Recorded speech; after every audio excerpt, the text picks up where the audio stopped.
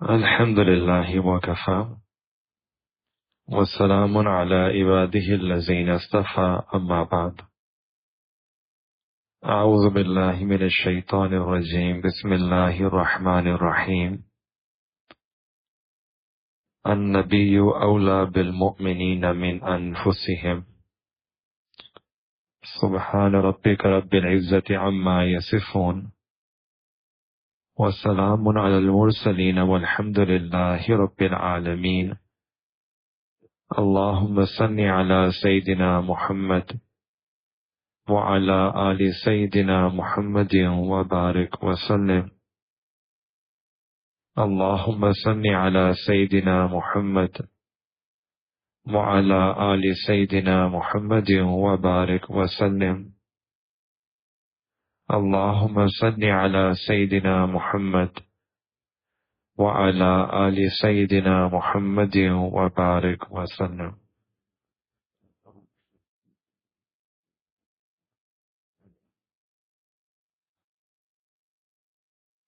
In this month of Rabiul Awwal, Allah subhanahu wa ta'ala sent the Prophet sallallahu alaihi wasallam.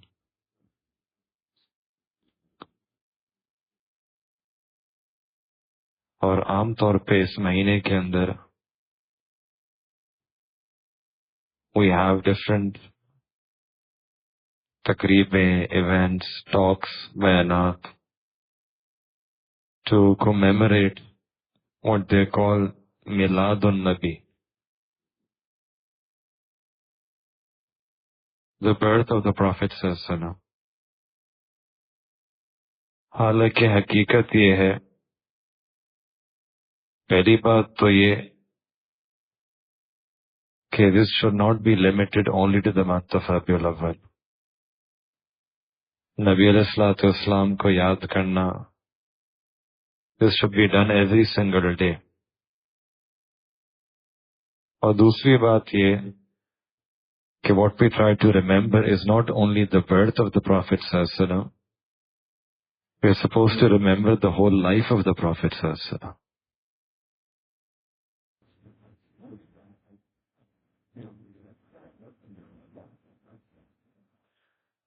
Last week we spoke about Muhabbat, why loving the Prophet sallallahu alaihi wasallam is so important.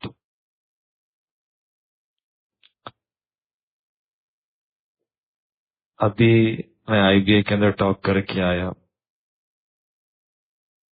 تو وہاں speaking about سنت کی اہمیت, people ask 3 questions.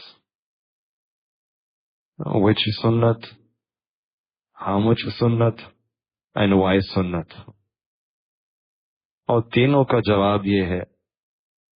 سوال سمجھ میں آیا؟ Which سنت, سر کون سی سنت, how much سنت, کتنی, and why سنت. تینوں کا جواب جو ہے وہ یہ ہے کہ love the Prophet صلی اللہ علیہ وسلم, جب محبت نبی علیہ الصلوۃ والسلام کی ہوگی نا تو پھر تینوں کے جواب آپ کو خود مل جائیں گے. پھر آپ کو کسی کے پاس جانے کی ضرورت نہیں ہوگی.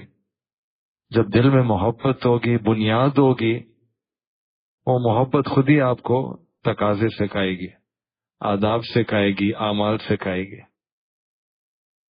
ہمارے پاس محبت نہیں ہے. تو آج ہم اسی کو دیکھیں گے کہ ہمارے مشائخ نے محبت کو کیسے ایکسپلین کیا ہے, اینڈ محبت آف دا پروفیٹ صلی اللہ علیہ وسلم ان پرٹیکولر. محبت یہ لفظ قرآن کے اندر بھی آتا ہے. تو بعض لوگوں نے فرمایا محبت کہتے ہیں ایثار المحبوب علی غیرہ, کہ جو محب ہوتا ہے وہ اپنے محبوب کو ہر عمل میں ترجیح دے. To prefer your beloved in everything. کسی نے کہا المحبت الشوق الی المحبوب, کہ محبت کہتے ہیں کہ آپ کو محبوب کا شوق ہو, اس سے ملاقات کا ایک اشتیاق ہو. There is a yearning desire to meet your beloved.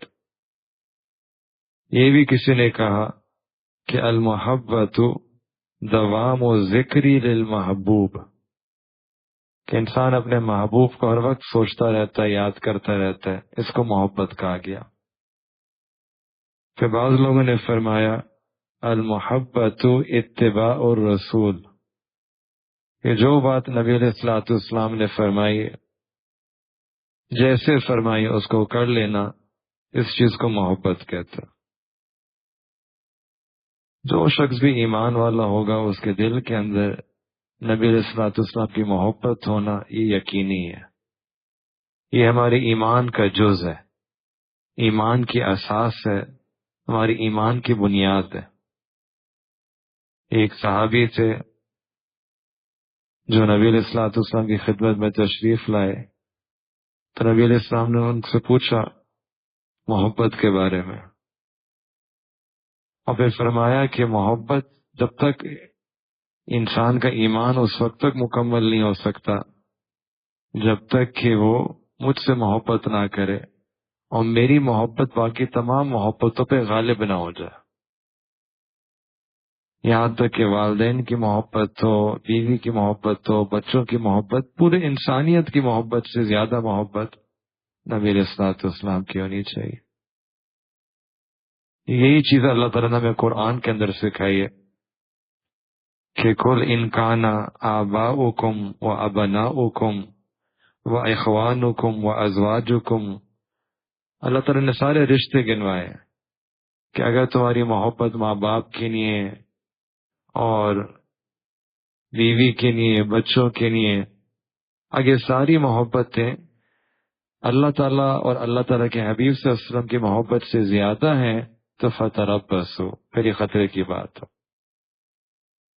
یعنی بتانا مقصود ہے کہ یہ ساری دنیا کی محبتیں جائز محبتیں ہیں، لیکن جو محبت غالب ہونی چاہیے وہ نبی علیہ الصلوۃ والسلام کی ہونی چاہیے۔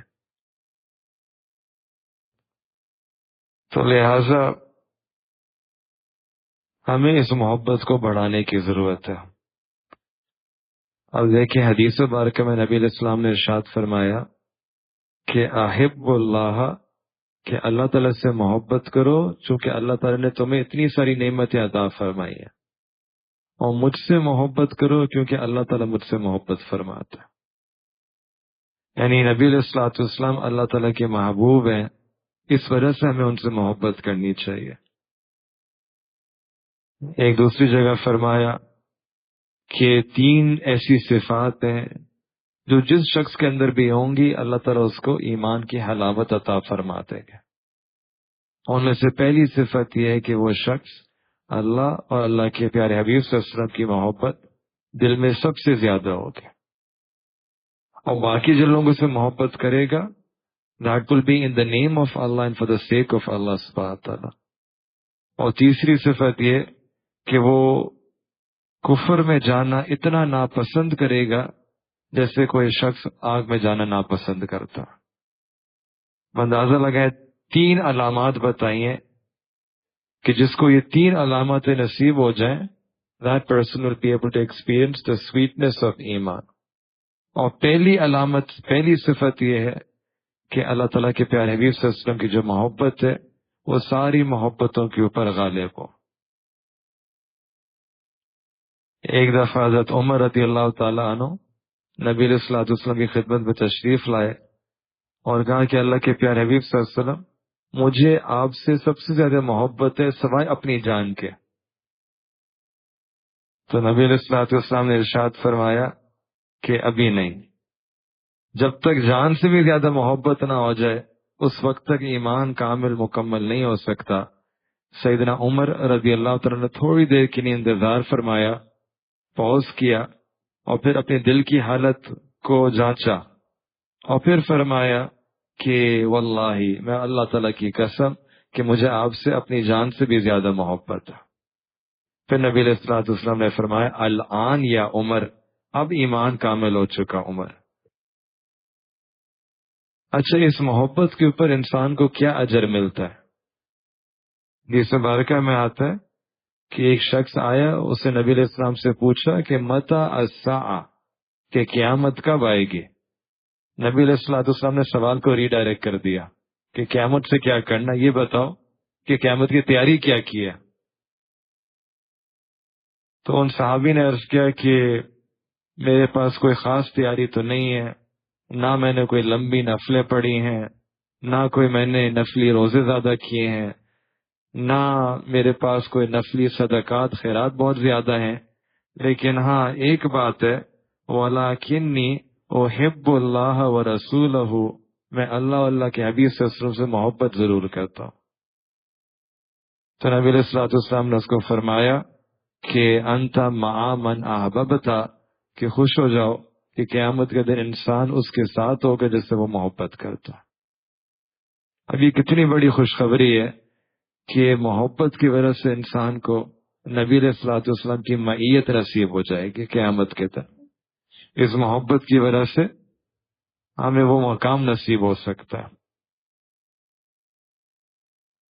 اسی وجہ سے روایت میں آتے ہیں کہ ایک دفعہ ایک صحابی تھے، وہ اپنے بارے میں فرماتے ہیں کہ جب مجھے نبی علیہ الصلوۃ والسلام کی یاد آتی تھی تو مجھ سے صبر نہیں ہوتا تھا، میں اپنے گھر کو چھوڑ دیتا تھا اور میں نبی علیہ الصلوۃ والسلام کی خدمت میں آ جایا کرتا تھا، اور پھر مجھے یہ بھی یاد آتا تھا کہ ایک دن ایسا بھی آئے گا کہ نبی علیہ الصلوۃ والسلام اس دنیا سے پردہ فرما لیں گے، اور پھر قیامت کا دن، اس کے بعد جنت ہوگی، نبی علیہ الصلوۃ والسلام کے جنت کے اندر بہت اونچا مقام ہوگا، اور ہمارے پاس تو وہ اعمال نہیں ہیں کہ ہم اپنی اعمال کی بنیاد پہ وہاں تک پہنچ سکے، تو وہاں پتہ نہیں ہم کہاں ہوں گے اور نبی علیہ الصلوۃ والسلام کہاں ہوں گے، یہ خیال آتا تھا تو بالکل بے قرار ہو جاتے تھے۔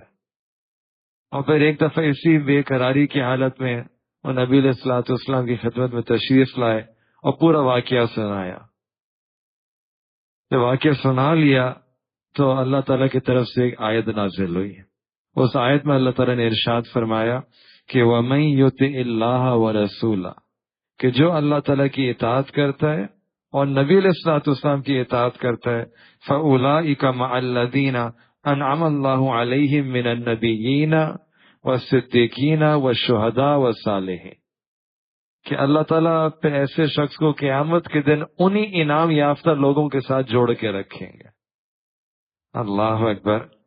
کہ یہ پھر نبی علیہ السلام نے فرمایا کہ المرء مع من احب، کہ انسان قیامت کے دن اس کے ساتھ ہوگا جس سے وہ محبت کرتا ہوگا۔ اب یہاں سے ہمیں ایک گارنٹی مل گئی ہے، ہمیں ایک سرٹیفکیٹ مل گیا، ایک سند مل گئی ہے کہ جو نبی علیہ الصلوۃ والسلام سے محبت کرے گا تو قیامت کے دن اس کو نبی علیہ الصلوۃ والسلام کی صحبت میں جگہ نصیب ہوگی۔ اب یہاں تک تو بات سمجھ میں آ گئی کہ نبی علیہ الصلوۃ والسلام کی محبت ضروری بھی ہے، اور اس پہ کیا اللہ تعالیٰ اجر اور ثواب عطا فرماتے ہیں۔ اب اگلی بات سمجھنے والی یہ ہے کہ محبت کے تو بہت دعوے کرتے ہیں، محبت کی تو بہت باتیں کرتے ہیں، لیکن حقیقی محبت ہے کیا؟ حقیقی محبت کے کچھ تقاضے ہیں۔ There are certain requirements which need to be fulfilled. There are certain things that a person has to do. یوں سوچیں کہ یہ ایسی چیزیں ہیں کہ جن سے انسان دعویٰ کرتا ہے نا، کہ محبت کا دعویٰ کرنے والے تو بہت ہیں، لیکن دعویٰ کے اندر پکے کون ہیں اور سچے کون ہیں، ان کی 10 علامتیں ہیں۔ تو یہ 10 علامتیں انشاءاللہ ہم آج دیکھیں گے، اور ہمیں نیت یہ کرنی چاہیے کہ یا اللہ ہمیں صرف دعویٰ کرنے والوں میں نہ بنائیں، ہمیں دعویٰ جو سچا ہو ان لوگوں میں بنا دیں۔ اس کا طریقہ یہ ہے کہ ہم ایک ایک پوائنٹ کو دیکھیں اور ایک ایک پوائنٹ کو اپنے اندر پیدا کرنے کی کوشش کریں۔ ان میں سے سب سے پہلی چیز جو محبت کا پہلا تقاضا، فرسٹ ریکوائرمنٹ، وہ یہ ہے کہ نبی علیہ الصلوۃ والسلام کی عزت اور احترام کرنا، ان کا اکرام کرنا، ان کا احترام کرنا۔ اور قرآن میں اللہ تعالیٰ نے خود فرمایا کہ نبی علیہ الصلوۃ والسلام کی ہم عزت کریں، احترام کریں، اور ان کا نام بھی جب لیں تو عزت کے ساتھ رہیں۔ ایک صحابی تھے، وہ فرماتے ہیں کہ جب ہم لوگ نبی علیہ الصلوۃ والسلام کی محفل میں آیا کرتے تھے، بیٹھا کرتے تھے، تو ہم لوگ اتنے ادب کے ساتھ احترام کے ساتھ بیٹھتے تھے کہ گویا اگر کوئی پرندہ آئے اور ہمارے اوپر بیٹھ جائے تو وہ بیٹھا رہے گا، اس کو لگتا تھا کہ یہ تو کوئی دیوار ہے، تو وہ اڑتا نہیں تھا. اتنے ادب اور احترام کے ساتھ بیٹھا کرتے تھے.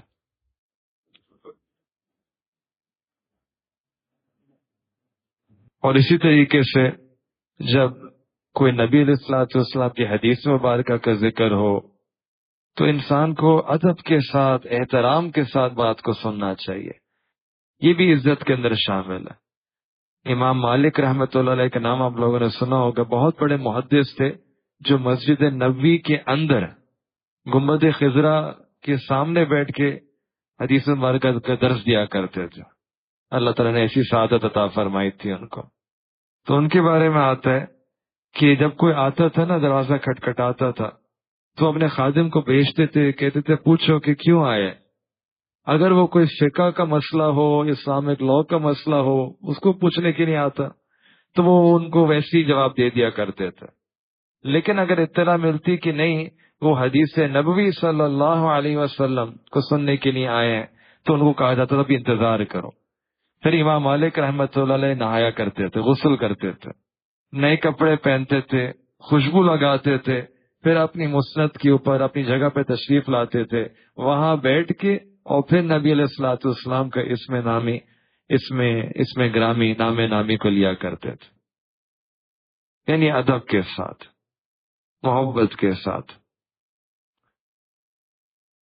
ایک دفعہ ایک تابعی تھے سعید بن مسیب رحمۃ اللہ علیہ، ان کا جب آخری وقت تھا تو ان کے پاس کوئی شخص آیا، کہا کہ مجھے کسی حدیث مبارکہ کے بارے میں بتائیں. تو انہوں نے کہا کہ بھئی مجھے اٹھاؤ. لیٹے ہوئے تھے، فرمایا کہ مجھے اٹھاؤ، مجھے بٹھا دو. تو کسی دوسرے نے کہا کہ آپ اتنی تکلیف کیوں فرما رہے ہیں، آپ لیٹے لیٹے جواب دے دیں.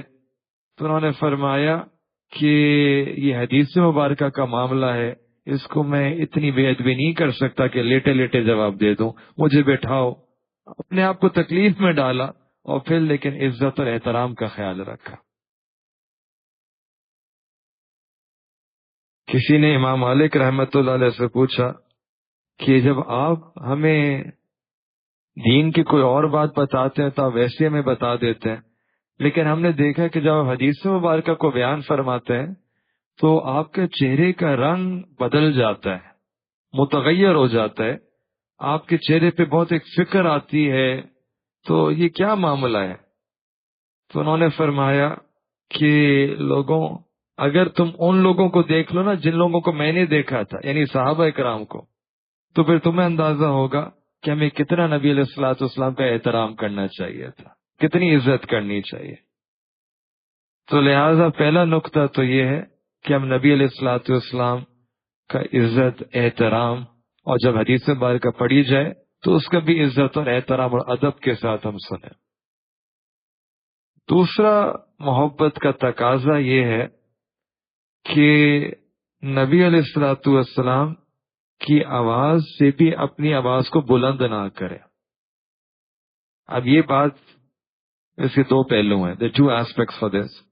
ایک ایسپیکٹ تو یہ ہے کہ جب صحابہ کرام موجود تھے تو اس وقت تو ظاہری بات ہے کہ یہ حکم تھا لا ترفعوا، کہ اپنی آواز کو بلند نہ کرو نبی علیہ الصلوۃ والسلام کی آواز سے، کیونکہ یہ بھی بے ادبی ہے. اور آج بھی یہی معاملہ ہے کہ اگر کوئی گنبد خضرا، وہاں اللہ تعالیٰ کسی کو سعادت عطا فرمائے، وہاں آپ درود اور صلوات اور سلام پیش کریں تو اپنی آواز کو اتنا اونچا نہ کریں، مناسب آواز کے ساتھ آپ درود اور صلوات اور سلام پیش کریں.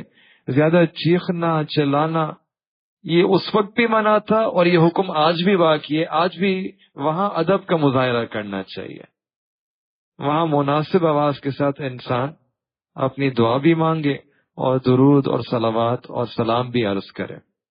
اور اسی کے ساتھ ساتھ آج کل ہمارے لیے یہ اس لیے بھی اپلائی کرتا ہے کہ اپنی آواز کو بلند نہ کرو، یعنی کسی کام میں اپنے آپ کو ترجیح نہ دو نبی علیہ الصلوۃ والسلام کے اوپر، کہ the Prophet ﷺ gave us one hukum and we are trying to prioritize and put ourselves before the Prophet ﷺ. ایسا نہ کرو. یہ بھی بہت عجیب بات تھی. صحابہ کرام جب کوئی بات آتی تھی جیسے نبی علیہ الصلوۃ والسلام نے فرمایا اس بات کو ویسے ہی کر لیا کرتے تھے. کبھی اپنے آپ کو آگے نہیں کرتے تھے, کبھی اپنے آپ کو آگے پیش نہیں کرتے تھے کہ ایسا ہونا چاہیے یا ایسا ہونا چاہیے تھا. تو یہ محبت کا دوسرا تقاضا ہے. پھر تیسرا محبت کا تقاضا کہ جن چیزوں کو نبی علیہ الصلوۃ والسلام کے ساتھ نسبت ہے ان چیزوں کا بھی احترام کرنا. فار ایگزامپل مکہ مکرمہ, مدینہ طیبہ, یہ دو شہر ہیں, ان کو نبی علیہ الصلوۃ والسلام کے ساتھ ایک نسبت ہے. ایک شہر نبی علیہ الصلوۃ والسلام کی ولادت, the birthplace of the Prophet صلی اللہ علیہ وسلم, and the second is the resting place of the Prophet صلی اللہ علیہ وسلم. تو دونوں کو چونکہ ایک نسبت ہے لہذا دونوں شہروں کا بھی احترام کرنا. اس کے کئی واقعات ہیں کہ the early Muslims وہ اس کا بہت احتیاط کرتے تھے کہ مکہ مکرمہ کا نام لیں تو صرف مکہ نہیں, مکہ مکرمہ. مدینہ منورہ کا نام لیں تو صرف مدینہ نہیں, مدینہ طیبہ, مدینہ منورہ. یہ ادب, یہ محبت ہے, یہ احترام ہے. بات چھوٹی سی ہے لیکن اللہ قرآن میں فرماتے ہیں اللہ تعالیٰ کہ وَمَن يُعَظِّمْ شَعَائِرَ اللَّهِ, کہ یہ اللہ تعالیٰ کے شعائر ہیں, یہ جگہیں اللہ تعالیٰ کی نشانیوں میں سے ہیں. جو ان کی تعظیم کرے گا تو یہ اس کے دلوں کے اندر تقوی کی نشانی ہے. یہ تقوی ہے, یہ تقوی والے لوگ کریں گے. ہمیں تو ریورس انجینئرنگ کرنی چاہیے, بیکورڈ, کہ ہمارے اندر تقوی نہیں ہے, کم از کم تقوی کی نشانیاں پیدا کر لیں. اللہ تعالیٰ ہمیں حقیقی والا تقوی بھی نصیب فرما دے. تو امام مالک رحمت اللہ علیہ کے سامنے جب کوئی آتا تھا نا اور مدینہ منورہ کے شہر کے بارے میں کوئی ایسی بات کرتا تھا کہ مٹی اچھی نہیں ہے, اعوذ باللہ, یہ ایسی چیز نہیں ہے, تو وہ اس کو باقاعدہ درے لگاتے تھے کہ وہ بات کیسے کر لی کہ ایسی چیز, ایسی جگہ جس کو نسبت ہے نبی علیہ الصلوۃ والسلام کے ساتھ, اس کے بارے میں آپ عیب نکال رہے ہیں, ایسی باتیں کر رہے ہیں. وہ درے لگاتے تھے. اور آپ کو واقعہ یاد ہوگا, شاید میں نے کچھ لوگ جو عمرے پہ گئے تو ان کو تو میں نے الگ سے بتایا تھا, ہم نے اپنے حضرت جی سے سنا تھا کہ ایک شخص تھا جو مدینہ منورہ کے اندر گیا اور وہاں اس نے صبح کے وقت ناشتہ کرنا تھا. تو اس نے ناشتے کے اندر دکان پہ گیا, جو چیز خریدنی تھی خریدی. دکان والے نے کہہ دیا کہ بھائی دہی لے لیں. تو اس نے اپنی روانی کے اندر آگے سے جملہ کہہ دیا کہ نہیں دہی نہیں چاہیے, مدینہ منورہ کی جو دہی ہے وہ کھٹی ہوتی ہے. بس یہ جملہ کہنا تھا. رات کو خواب میں اس کو نبی علیہ الصلوۃ والسلام کی زیارت نصیب ہوئی اور نبی علیہ الصلوۃ والسلام نے اس کو فرمایا کہ اچھا مدینہ منورہ کی دہی کھٹی ہوتی ہے تو میرے شہر کو چلو چھوڑ دو, میرے شہر کو چھوڑ دو. اب اس کی آنکھ کھلی تو پسینے آنا شروع ہو گئے, پریشان حیران کہ میں کیا کروں. تو وہاں کے جو علماء تو ان کے پاس گیا, ان کو سارا خواب بتایا اپنا. تو انہوں نے فرمایا کہ دیکھیں یہ خواب تو بالکل ظاہر ہے, بالکل کلیئر ہے کہ آپ کو اشارہ مل رہا ہے کہ اس شہر کو چھوڑ دیں, لیکن آپ ایسا کریں کہ پہلے سیدنا حمزہ رضی اللہ تعالیٰ نے جو غزوہ احد کے اندر شہید ہوئے تھے, وہ احد کا مقام ہے, وہاں آپ چلے جائیں اور وہاں اللہ تعالیٰ سے توبہ طائب کریں. ہو سکتا ہے سیدنا حمزہ رضی اللہ تعالیٰ کو نبی علیہ الصلوۃ والسلام کے ساتھ بہت ایک دوستانہ تعلق تھا, چچا بھی تھے لیکن عمر کم تھی, اس وجہ سے دوست بھی تھے, صحابی بھی تھے اور ایک بہت ہی بہادر صحابی تھے. تو وہاں جا کے آپ توبہ کریں. تو لہٰذا وہ وہاں جاتے ہیں اور پھر خوب اللہ سے روتے ہیں, اللہ سے مانگتے ہیں, توبہ طائب ہوتے ہیں. پھر رات میں ان کو خواب میں سیدنا حمزہ رضی اللہ تعالیٰ عنہ نظر آتے ہیں اور زیارت ہوتی ہے. تو انہیں سارا واقعہ بیان کرتے ہیں. تو پھر سیدنا حمزہ رضی اللہ تعالیٰ عنہ کو فرماتے ہیں کہ دیکھیں چونکہ آپ کو نبی علیہ الصلوۃ والسلام نے حکم دے دیا کہ اس شہر کو چھوڑ دیں, اب اگر آپ اپنے ایمان کی سلامتی چاہتے ہیں تو اس شہر کو چھوڑ دیں. ہمارے حضرت یہ واقعہ سناتے تھے اور خوب روتے تھے کہ دیکھیں بات چھوٹی سی ہمیں لگ رہی ہوتی ہے لیکن چونکہ نسبت ہے نا, اس شہر کو نبی علیہ الصلوۃ والسلام کے ساتھ نسبت ہو گئی ہے, اب لہٰذا اس شہر کا بھی ہمیں ادب کرنا چاہیے, اس شہر کی ہر چیز کی ہمیں ادب کرنی چاہیے, ایک محبت ہونی چاہیے, ایک دل کے اندر ایک احترام اور عزت ہونی چاہیے. یہ بھی تعلق ہے، یہ بھی محبت کا تقاضا ہے. یہی وجہ ہے کہ ہمارے جب بڑے وہاں جاتے ہیں تو اتنا احتیاط کے ساتھ وقت گزارتے ہیں. امام مالک رحمت اللہ علیہ تو مدینہ منورہ کی جب آؤٹ اسکرٹس باؤنڈری کے اندر داخل ہوتے تھے تو وہ سواری سے نیچے اتر جایا کرتے تھے. کسی نے پوچھا کہ یہ کیوں کیا؟ پتھریلی زمین ہے، پیر کے اندر زخم آ جائیں گے. وہ فرماتے ہیں کہ مجھے زیب نہیں دیتا کہ یہ ایسا مقام ہے، ایسی جگہ ہے جہاں میں سواری کے اوپر جاؤں. پتہ نہیں کون سی جگہ پہ نبی علیہ الصلوۃ والسلام کے پیر قدم مبارک ہوں گے اور آپ کے قدم مبارک کے اوپر میں اپنی سواری کے اوپر چڑھ کے جاؤں. یہ مجھے دیب نہیں دیتا. اتر جایا کرتے تھے، اپنے چپلوں کو اتار دیا کرتے تھے، ننگے پیر سفر کیا کرتے تھے. اللہ اکبر. تو یہ بھی محبت کا ایک تقاضا ہے، تقاضوں میں سے ایک تقاضا ہے. پھر محبت کا چوتھا تقاضا، the fourth requirement of love is that جو نبی علیہ الصلوۃ والسلام کے صحابہ تھے، اہل بیت میں سے جو حضرات موجود تھے، ان سے بھی محبت ہونا. To love all those who are loved by the Prophet sallallahu alaihi wasallam. This is also part and parcel of loving Nabi علیہ الصلوۃ والسلام. تو نبی علیہ الصلوۃ والسلام کو اپنے صحابہ اکرام سے بہت محبت تھی. صحابہ اکرام کون تھے؟ They were the first and foremost students of نبی علیہ الصلوۃ والسلام. یہ وہ لوگ تھے جو نبی علیہ الصلوۃ والسلام کے عشاق تھے، عاشق تھے. یہ وہ لوگ تھے جنہوں نے وحی کو اترتے ہوئے دیکھا، اپنی آنکھوں سے وحی کو اترتے ہوئے دیکھا، اور ان کو نبی علیہ الصلوۃ والسلام سے بہت محبت تھی. اپنی جانیں قربان کرنے کے لیے تیار ہوتے تھے. میں نے پچھلی جمعرات میں ہم نے بہت سارے واقعات پر سیدنا ابو بکر صدیق رضی اللہ تعالیٰ عنہ کا، سیدنا فاطمہ رضی اللہ تعالیٰ عنہ کا، ایک ایک صحابی، ایک ایک صحابیہ، ان کی جو کہانیاں ہیں وہ عشق اور محبت کی ہیں. They were محبت محبوب تھے. لہٰذا ہمیں بھی چاہیے کہ چونکہ ان کو نبی علیہ الصلوۃ والسلام سے محبت تھی اور نبی علیہ الصلوۃ والسلام کو ان سے محبت تھی، اس محبت کی وجہ سے ہم ان سے محبت کریں. ہم جمعے کا خطبہ پڑھتے ہیں، سنتے ہیں، اس کے اندر ہر جمعے کو ایک آیت ہوتی ہے، ایک عبارت ہوتی ہے جو امام یا خطیب جمعے کے اندر پڑھتے ہیں کہ اللہ فی اصحابی، کہ یا اللہ میرے جو اصحاب، میرے صحابہ کا جو معاملہ ہے، لا تتخذوہم غرضا من بعدی فمن احبہم فبحبی احبہم، کہ میرے بعد میرے صحابہ کو اپنی تنقید کا نشانہ نہیں بنانا.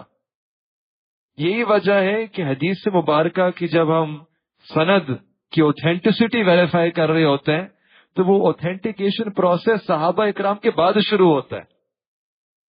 صحابہ اکرام کے بعد تابعی، تبع تابعی، وہاں دیکھا جاتا ہے، جانچ پڑتال کی جاتی ہے کہ بھئی یہ جو واقعہ ہے، یہ جو صحابی ہیں، ان کے بارے میں پوچھا جاتا ہے کہ یہ کیسے ہیں، یہ ثقہ ہیں، یہ ریلائبل ہیں، ان ریلائبل ہیں، اوتھینٹک ہے، ان اوتھینٹک ہے. وہ سارا معاملہ جو اوتھینٹیکیشن کا ہے وہ تابعی اور تابعی آنورڈ سے شروع ہوتا ہے. صحابہ اکرام کے بارے میں ہے کہ ان کو تنقید کا نشانہ نہیں بناؤ، ان کو کرٹیسزم کا نشانہ نہیں بناؤ، ان کے بارے میں کوئی ایسی بات نہ کرو. یہ ان سے جو محبت کرتا ہے، وہ جو مجھ سے محبت کرتے ہیں، میری محبت کی وجہ سے وہ ان سے محبت فرماتے ہیں. تو صحابہ اکرام کی محبت دل کے اندر ہو، یہ بھی نبی علیہ الصلوۃ والسلام کی محبت کی ایک نشانی ہے. ایک حدیث بارکہ میں آتا ہے کہ آیت الایمان، ایمان کی نشانی، ایمان کی علامت کیا ہے؟ حب الانصار. حب الانصار کہ جو انصاری صحابہ تھے ان سے محبت کرنا، یہ ایمان کی نشانی. اور آگے فرمایا وآیت النفاق بغض الانصار، کہ منافق کی نشانی یہ ہے کہ اس کے دل کے اندر جو انصار صحابہ اکرام ہیں ان کے خلاف کوئی بات ہوگی، بغض ہوگا، ایک غصہ ہوگا. تو یوں سوچیں کہ جو صحابہ اکرام کے بارے میں بغض رکھتا ہے، دوسرے الفاظوں میں وہ منافق ہے، اس کے دل کے اندر نفاق ہے، ہپوکریسی ہے. تو ایک اور حدیث مبارکہ میں آتا ہے کہ اذا ذکر اصحابی فامسکوا، کہ جب میرے صحابہ کا ذکر ہو اپنی زبانوں کو خاموش کر لو، کوئی ایسی بےہودہ بات نہیں کر دینا، کوئی ایسی روانی کے اندر بات نہیں کر دینا، اپنی زبانوں کو روک لو۔ یہ صحابہ اکرام کا معاملہ ہے، یہ ان لوگوں کا معاملہ جو نبی علیہ الصلوۃ والسلام سے محبت فرمایا کرتے تھے۔ اسی وجہ سے ہمیں چاہیے کہ صحابہ اکرام سے بھی دل کے اندر محبت ہو۔ نبی علیہ السلام نے ارشاد فرمایا کہ من حفظنی فی اصحابی، کہ جو میرے صحابہ کی حفاظت کرے گا، محافظت کرے گا، ان کو ڈیفینڈ کرے گا، ورد علی الحوض، وہ میرے پاس حوض کوثر تشریف لے آئے، وہ میرے پاس اس دن حوض کوثر پہ تشریف لے آئے اور میں اس کو اپنے ہاتھوں سے حوض کوثر کا جام عطا فرماؤں گا۔ اور دوسری طرف وَمَن لَّمْ يَحْفَظْنِي فِي أَصْحَابِي، کہ جو جو صحابہ اکرام کی محافظت اور دفاع نہیں کرتا، تو فرمایا لم یرد علی الحوض، وہ وہاں میرے پاس تشریف ہی نہ لائے۔ یعنی جب دینے کا ارادہ ہی نہیں ہے تو اس کو بلانے کا بھی ارادہ نہیں ہے، کہ وہ آئے ہی نہیں کیونکہ میرا دینے کا ارادہ نہیں ہے۔ یعنی نبی علیہ الصلوۃ والسلام کو محبت تھی۔ فرمایا کہ لِكُلِّ شَيْءٍ اساس، کہ ہر چیز کی بنیاد ہوتی ہے، ایک فاؤنڈیشن ہوتی ہے، وہ اساس الاسلام، اور اسلام کی جو بنیاد ہے وہ حب اصحاب رسول اللہ صلی اللہ علیہ وسلم، وہ نبی علیہ الصلوۃ والسلام کے صحابہ کی محبت ہے۔ یہ ایمان کی بنیاد ہے، یہ دین اسلام کی بنیاد ہے۔ کیونکہ دیکھیں قرآن اور حدیث مبارکہ، ان کو سمجھنے والے سمجھانے والے کون لوگ تھے؟ وہ صحابہ اکرام تھے۔ تو اگر صحابہ اکرام کو ہم ہٹا دیں اور we directly go and try to understand the Quran اپنے عقل پہ، اپنے طور پہ، غلطی کریں گے۔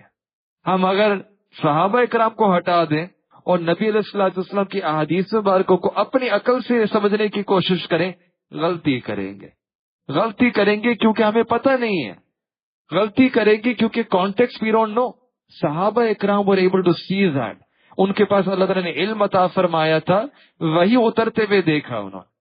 They were finally attuned with that ماحول، with the context، کہ why this revelation is coming، کیا حکمت ہے، کیا فائدہ ہے، انہوں نے پھر تفسیر آگے بتائی۔ تو ہمارا دین جو ہے، دین کی جو علم کی بنیاد ہے، that goes back to the صحابہ اکرام۔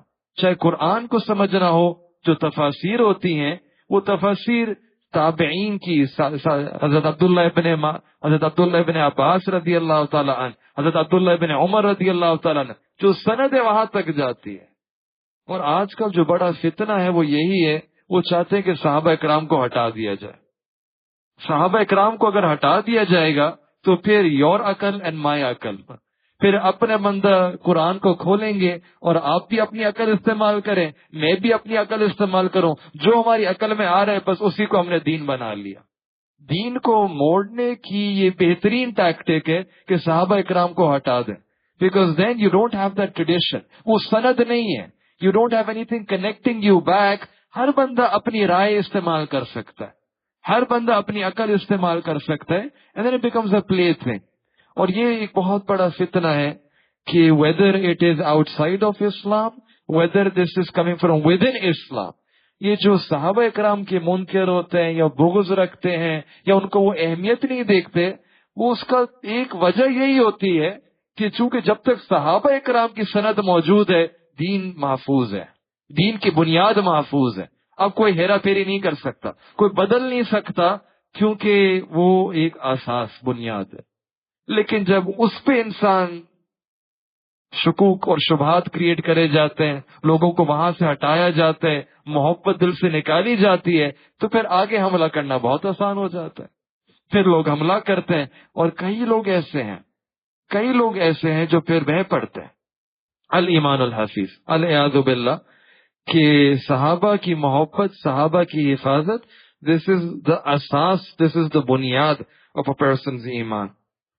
حضرت عبداللہ بن مبارک رحمۃ اللہ علیہ، وہ خود بہت بڑے محدث تھے، وہ فرماتے تھے کہ خصلتان، دے دو خصلتیں، دے ٹو ایٹریبیوٹس، ٹو کوالٹیز، کہ جس کے اندر بھی وہ ہوں گی نجا، that person will be able to attain najat and salvation۔ Number 1 الصدق، سچا ہو، سچا ہو، جھوٹ نہ بولے. اینڈ نمبر 2 وحب اصحاب رسول اللہ صلی اللہ علیہ وسلم، صحابہ اکرام کی محبت ہو. یہ 2 صفات جس کے اندر ہوں گی وہ بندہ محروم نہیں ہوگا، اللہ تعالیٰ اس کو نجات عطا فرما دیں گے. حضرت ایوب سختیانی رحمت اللہ علیہ اپنے وقت کے بہت بڑے اولیاء اور بزرگوں میں ان کا نام آتا ہے، اللہ تعالیٰ کے اولیاء میں سے تھے. وہ فرماتے ہیں، بات کو سنیے گا، من احب ابا بکر، کہ جس نے ابو بکر رضی اللہ تعالیٰ سے محبت کری، فقط اقام الدین، اس نے اپنے دین کو قائم کر لیا. ومن احب عمر فقط اوضح السبیل، اور جس نے عمر رضی اللہ تعالیٰ عنہ سے محبت کر لی تو اس کے لیے اسلام کا جو راستہ ہے وہ کھل جائے گا، واضح ہو جائے گا. ومن احب عثمان، جس نے عثمان رضی اللہ تعالیٰ عنہ سے محبت کری، فقد استزاء بنور اللہ، اس کو اللہ تعالیٰ کے نور میں سے حصہ نصیب ہو جائے گا. اور آگے فرمایا ومن احب علیا فقد اخذ بالعروۃ الوثقی، جس نے سیدنا علی رضی اللہ تعالیٰ عنہ سے محبت کری تو اس نے دین کی رسی کو مضبوطی سے تھام لیا ہے، مضبوطی سے پکڑ لیا. تو صحابہ اکرام سے محبت کرنا، اس میں ہمارے لیے فائدہ ہے.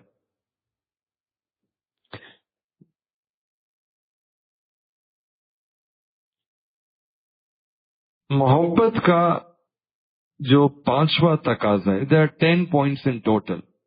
The 5th point وہ یہ ہے کہ جب ہم نے دعویٰ کیا کہ ہمیں نبی علیہ الصلوۃ والسلام سے محبت ہے، اب اس دعویٰ کے اندر سچا ہونے کی کیا علامت ہے؟ تو اس کا 5واں پوائنٹ، 5th علامت یہ ہے کہ جب دعویٰ کرتے ہیں اس کے بعد سنتوں پہ انسان عمل بھی کرے. سنتوں پہ عمل کرنا یہ دعویٰ کے سچے ہونے کی نشانی ہے، یہ سچی محبت ہونے کی نشانی ہے. ایک شاعر تھے عربی کے، وہ کہتے تھے کہ ان المحب لیمن یحب مطیع، کہ جب کسی کو کسی سے محبت ہوتی ہے تو محب اپنے محبوب کا مطیع فرما بردار ہو جاتا ہے. محبت ایسی چیز ہے نا کہ بھئی جو محبوب بات کہتا ہے انسان رد نہیں کرتا، اس کو کر کے گزرتا ہے، اس کو ضرور کرتا ہے.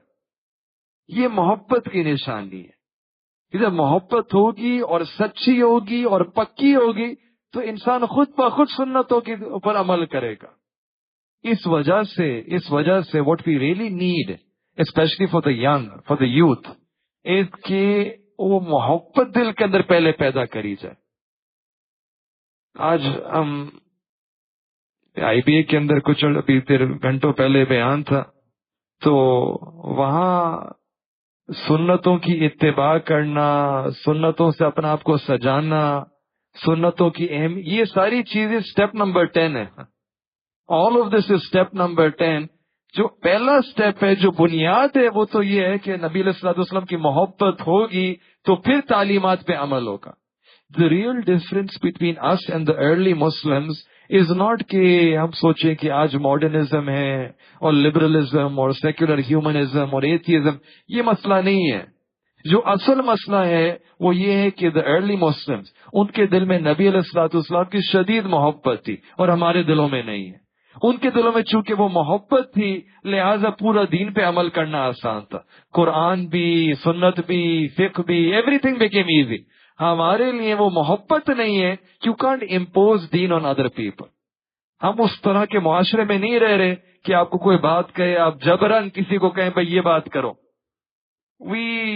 You can't impose Quran. You can't impose deen on anyone. یہ چیز ایسی ہے جو اندر سے پیدا ہوتی ہے. جب دل بدلتا ہے تو پھر انسان خود بخود عمل کرنا شروع ہو جاتا ہے. جب دل میں محبت آتی ہے تو پھر انسان عمل پہ آ جاتا ہے. تو وہی بات ہے کہ جب محبت ہوگی تو محبت راستے خود ہی دکھائے گی. محبت ادب کے طریقے بھی سکھائے گی. محبت خود ہی ابھارے گی کہ انسان اب تعلیمات کے اوپر عمل کرے. یہ محبت کے سچے ہونے کی نشانی ہے، محبت کے سچے ہونے کی دلیل ہے. لہذا ہمیں چاہیے کہ ہم نبی علیہ الصلوۃ والسلام کی سنتوں کے اوپر عمل کریں، اپنے آپ کو سجاتے چلے جائیں. جس جس حصے کو آپ سنتوں سے سجائیں گے وہ اللہ تعالیٰ اس حصے کو قبول فرما لیں گے. اللہ تعالیٰ کی نظر میں وہ مقبول بھی ہوگا، منور بھی ہوگا. اس کے بارے میں اللہ تعالیٰ کوئی حساب نہیں کریں گے کہ یہ تو سنتوں والا عمل ہے، یہ تو قبول ہی قبول ہے. قرآن میں اللہ تعالیٰ ارشاد فرماتے ہیں قل ان کنتم تحبون اللہ فاتبعونی یحببکم اللہ، کہ جو شخص اللہ تعالیٰ سے محبت کا دعویٰ کرتا ہے، فرمایا کہ وہ نبی علیہ الصلوۃ والسلام کی سنتوں کی اتباع کرے، نتیجہ کیا ہوگا؟ یحببکم اللہ، اللہ تعالیٰ اس سے محبت فرمائیں گے. آپ یہاں دیکھیں، میں چند مثالیں پیش کرتا ہوں کہ صحابہ اکرام کس حد تک اتباع کیا کرتے تھے، کیسی زبردست اطاعت تھی کہ یہاں وہ بات سنا کرتے تھے اور وہاں ان کا عمل بدل جایا کرتا تھا وداؤٹ اینی ڈیلے. حدیث مبارکہ میں آتا ہے کہ انس بن مالک رضی اللہ تعالی عنہ ایک دفعہ شام کا وقت تھا، اپنے گھر کے اندر کوئی محفل جم رہی تھی. یہ اس وقت کی بات ہے جب شراب حرام نہیں ہوئی تھی. تو اس محفل کے اندر وہ لوگوں کو شراب پیش کر رہے تھے، serving alcohol to the people in the house. تو باہر سے لوگوں کی آواز آنے لگی. تو کسی نے کہا، کہتے ہیں کہ میرے والد نے فرمایا کہ انس جاؤ باہر دیکھو کہ کیوں لوگ اتنا اونچا اونچا بات کر رہے ہیں، کیا ہوا؟ تو وہ آ کر بتاتے ہیں کہ الا ان الخمر، کہ ابھی ابھی خبر آئی ہے کہ جو شراب ہے قد حرمت، حرام ہو چکی ہے. یہ خبر آئی، اس کے بعد پھر مدینہ منورہ کے اندر گلیوں کے اندر لوگوں نے شراب کو بہانا شروع کر دیا. وہ فرماتے میرے والد نے مجھے بلایا، کہا اخرج، کہ یہاں سے نکالو، فاحرقا، کہ یہ جو شراب کی بوتلیں ان کو نکالو اور باہر پھینکو، اور میں باہر پھینکتا چلا گیا. تو شراب کا حکم، حرمت کا حکم یہاں آیا اور مدینہ منورہ کی گلیوں کے اندر شراب جو بہنا شروع ہو گیا. پھر کسی نے کہا، ایک صاحب سے کہنے لگے کہ میں تو شراب کو دوائی کے طور پہ استعمال کرتا ہوں، دوائی کے طور پہ اس کو استعمال کرتا ہوں، تو اتنی مدت ہے نا، مجھے عادت بنی ہوئی ہے، تو میں اس کو آہستہ آہستہ کر کے چھوڑ دوں کیا؟ فوراً تو نہیں، آہستہ آہستہ کر کے چھوڑ دوں. تو نبی علیہ الصلوۃ والسلام نے ارشاد فرمایا لیس بدواء، یہ دوائی نہیں ہے، ولکنہ داء، بلکہ یہ تو بیماری ہے. اب سے یہ دوائی نہیں رہی، اب تو یہ ایک بیماری بن چکی ہے. تو اطاعت، اس طرح وہ اپنے حکم سنتے تھے، اپنی طبیعتوں کو بدلتے چلے جاتے تھے. یعنی ایک ہوتا ہے کہ اپنے عملوں کو بدلنا، ایک ہوتا ہے اپنی عادتوں کو بدل دینا. سالوں کی عادتیں ہیں، طبیعتیں ہیں. ایک انسان کی نیچر بھی تو ہوتا ہے، ٹیمپرمنٹ ہوتا ہے. لوگ دلیل دیتے ہیں کہ بھئی میں تو ایسا ہی ہوں، میں تو سست ہوں، میں بدل نہیں سکتا. تو وہ دیکھیں کیا معاملہ تھا کہ یہاں حکم ہے وہ اپنی طبیعتوں کو بدل دیا کرتے تھے. اللہ اکبر. حضرت عبداللہ بن مسعود رضی اللہ تعالی عنہ وہ ابھی آ رہے ہیں، ابھی دروازے میں داخل ہو رہے ہیں، اور عین اس وقت ابھی ایک قدم آگے ہے دروازے کے اندر، ایک قدم باہر ہے، اور نبی علیہ الصلوۃ والسلام نے مجلس کے اندر یہ الفاظ فرمائے صحابہ کرام کو کہ اجلسو، بیٹھ جاؤ. اور وہ اسی حالت کے اندر بیٹھ گئے. ایک قدم آگے ہے، ایک قدم پیچھے ہے، دروازے کی ایج پہ ہیں، بیٹھ گئے. تو پھر نبی علیہ الصلوۃ والسلام نے پوچھا کہ آپ دھوپ کے اندر کیوں ہیں، اندر آ جاتے. وہ فرمانے لگے، کسی نے پوچھا، وہ فرمانے لگے کہ جب محبوب صلی اللہ علیہ وسلم نے یہ الفاظ فرما دیے اجلسو، اب عبداللہ کو یہ بات زیب نہیں دیتی کہ وہ ایک لمحے کی نہیں بھی آگے بڑھے اور پھر بیٹھے، میں وہیں بیٹھ گیا. ایسی اطاعت تھی، انسان حیران ہو جاتا ہے.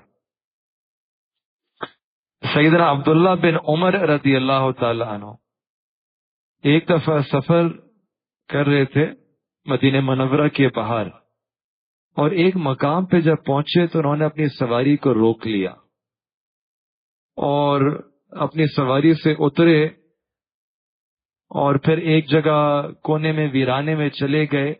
اور جس طرح کوئی انسان قضائے حاجت کے لیے بیٹھتا ہے نا، اس طریقے سے وہ بیٹھے، لیکن کچھ کرا نہیں، بس بیٹھے اور پھر کھڑے ہوئے اور پھر واپس اپنی سواری کے اوپر آ گئے، کہا چلو۔ تو لوگوں کو بڑا عجیب لگا، حیران، کہ پوچھا کہ آپ کو ضرورت بھی نہیں تھی، حاجت بھی نہیں تھی، آپ نے سب لوگوں کو رکوایا بھی، تو کیا وجہ ہے؟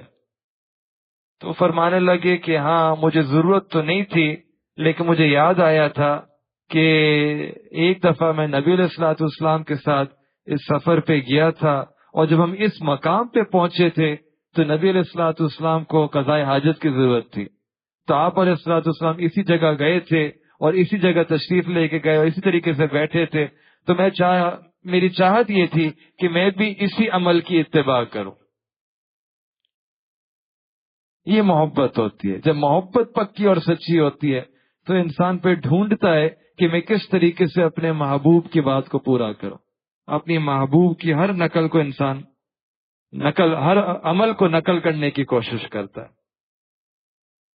ایک دفعہ مسجد نبی میں نبی علیہ الصلوۃ والسلام نے فرمایا کہ میرا چاہت یہ ہے کہ یہ جو دروازہ ہے نا، یہ دروازہ عورتوں کا دروازہ ہو جائے، کہ یہاں سے عورتیں آیا کریں جایا کریں، اور آج وہ دروازہ موجود ہے، اس کو باب النساء کہتے ہیں۔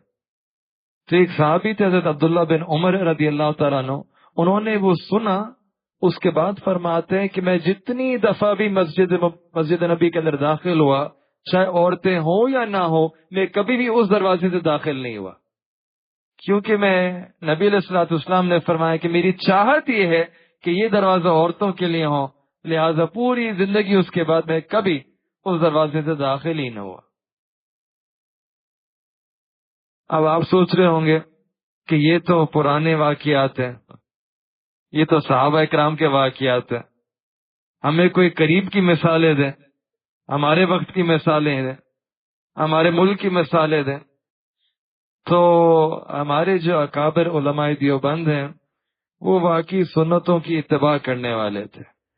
ایک ایک مثال ایسی ملتی ہے کہ انسان حیران ہوتا ہے کہ ایسے لوگ ابھی بھی موجود ہیں، کہ نبی علیہ الصلوۃ والسلام کے دل میں اتنی محبت ہے اور ہر تعلیم پہ عمل کرتے، ہر سنت کو اپنانے کی کوشش کرتے۔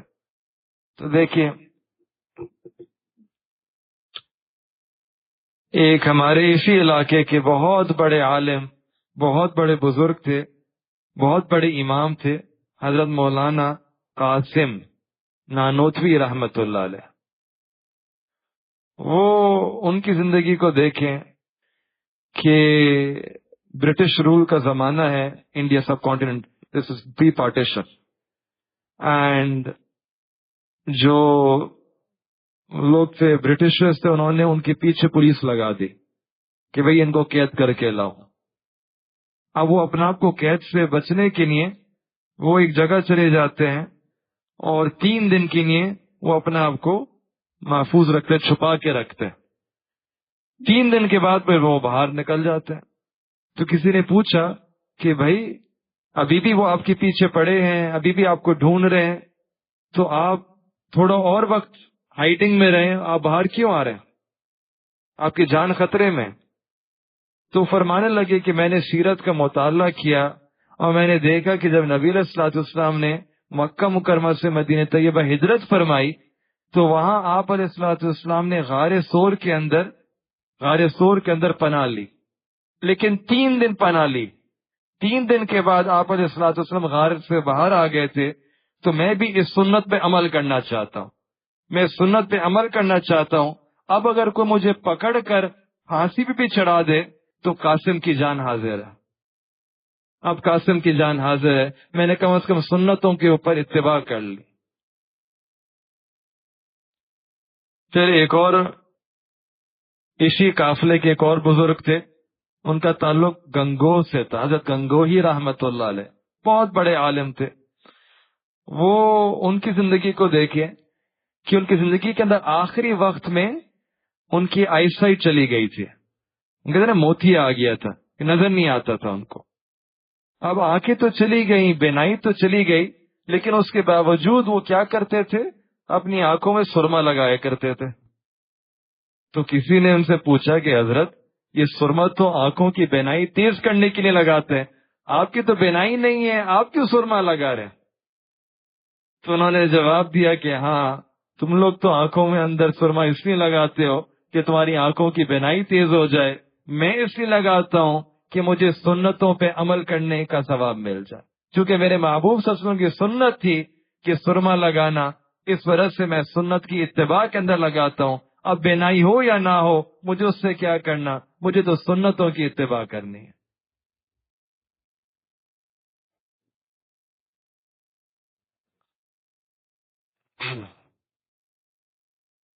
تو سنتوں کی اتباع یہ محبت کی دلیل ہے۔ اچھا، اس کے اندر بھی لیولز ہیں۔ پہلا لیول تو یہ ہے کہ انسان کوشش کرے کہ اپنے عام جو دن کے معاملات ہوتے ہیں، عام رہن سہن کی زندگی ہے، کھانا پینا، ان چیزوں کو سنتوں کے مطابق کر لے۔ یہ چیزیں شروع میں کرنا آسان ہے۔ کھانا کھاتے ہیں تو کھانا سنت کے طریقے مطابق کھا لیں، بیٹھ کے کھا لیں، چبا چبا کے کھا لیں، چھوٹے چھوٹے نوالے لے کے کھا لیں، سنت دعا پہلے پڑھ لیں، آخر میں سنت دعا پڑھ لیں، لباس بدلتے ہیں، نہاتے ہیں۔ یہ دن کے کچھ ایسے کام ہیں which actually are about 70% of our day۔ ان سارے کاموں کو انسان جا کے ایک دفعہ سیکھ لے کسی عالم سے کہ بھی مجھے یہ کام بتاؤ، یہ روزمرہ کے کام ہے، سونا ہے، کھانا ہے، نہانا ہے، تیار ہونا ہے، سفر کرنا ہے، اپنے آپ کو آئینے میں دیکھنا ہے، یہ سارے کام ہم سب کرتے ہیں، دن میں کئی دفعہ کرتے ہیں۔ ان کاموں کو سنتوں کے مطابق اگر ہم کر لیں تو ہماری زندگی تقریباً ویسے ہی 70% تو سنتوں کے مطابق ہو جائے گی۔ کوئی ایکسٹرا چیز نہیں کرنی، انہی چیزوں کو سنت کے مطابق کر لیں۔ بھئی کر رہے ہیں، کھا رہے ہیں، سنت کے مطابق کر لیں تو وہی چیز عبادت بن جائے گی۔ ابھی عادت ہے، اب عبادت بن جائے گی۔ اور پھر باقی جو 20-30% چیزیں اور رہ گئی ہیں، ان کو باقاعدہ فارملی کسی عالم دین کے پاس جائیں اور پوچھ لیں کہ یہ اور کچھ کام ہے جو میں کرتا ہوں، ان کو سنتوں کے مطابق میں کیسے کروں، مجھے بتا دیں۔ ان کو بھی ہم لسٹ کر لیں، وہ علم لے لیں، اس علم کے مطابق عمل کرنا شروع ہو جائیں تو مشکل نہیں ہے۔ انسان کی پوری زندگی جو 24 hours can become according to the sunnah of the Prophet صلی اللہ علیہ وسلم۔ مشکل نہیں ہے، کرنے والے کرتے ہیں، کرنے والا بھی کر رہے ہیں۔ اور نہ صرف یہ کہ سنتوں کی اتباع کرے، بلکہ محبت کے ساتھ، جوش اور خروش کے ساتھ انسان اتباع کرے۔ جیسے وہ صحابی کا واقعہ تھا کہ ایک نوالا نیچے گر گیا، انہوں نے اس کو اٹھایا، صاف کیا، کھانے لگے۔ کسی نے پوچھا کہ یہ کیوں کر رہے ہیں، گرا ہے، رہنے دے نیچے، یہاں کا تو یہی کسٹم ہے۔ انہوں نے کہا میں نہیں، اترکو سنت حبیبی لہؤلاء الحمقاء، کہ میں کیا اپنے پیارے محبوب صلی اللہ علیہ وسلم کی سنتوں کو چھوڑ دوں ان لوگوں کے لیے، بیوقوفوں کے لیے؟ میں نہیں چھوڑوں گا، میں تو ضرور کروں گا۔ یعنی محبت کے ساتھ عمل کرتے تھے، تو اتباع کر لیں۔ باقی سنت انسان کی زندگی کے اندر برکت لے کے آ جاتی ہے۔ ہمارے بڑے اس کا اتنا اہتمام کرتے تھے، کسی کو انہوں نے خربوزہ دیا کہ خربوزہ کھا لیں، وہ کہتے میں خربوزہ ابھی تک نہیں کھا سکتا۔ پوچھا کیوں نہیں کھا سکتے؟ کہتے پہلے مجھے بتاؤ سنت طریقہ کیا ہے خربوزہ کھانے کا، کہ اس کو چبا کے کھانا ہے یا توڑ کے کھانا ہے؟ یعنی یہاں تک ان کی سوچ جایا کرتی تھی۔ تو یہ تو پہلا درجہ ہو گیا کہ روزمرہ کی جو زندگی ہے، کھانا پینا، ان چیزوں کو سنتوں کے مطابق کر لیں۔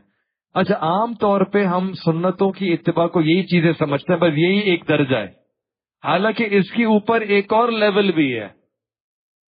اور دوسرا لیول یہ ہے کہ اب انسان کوشش کرے کہ ہمارے جو اخلاق ہیں وہ بھی سنتوں کے مطابق ہو جائے۔ یعنی جس طرح نبی علیہ الصلوۃ والسلام کے اندر ایک رحمت تھی، ایک نرمی تھی، ایک معاف کرنے کا جذبہ تھا، ایک محبت تھی، ایک شفقت تھی، تو وہ صفات ہم اپنے اندر بھی پیدا کریں۔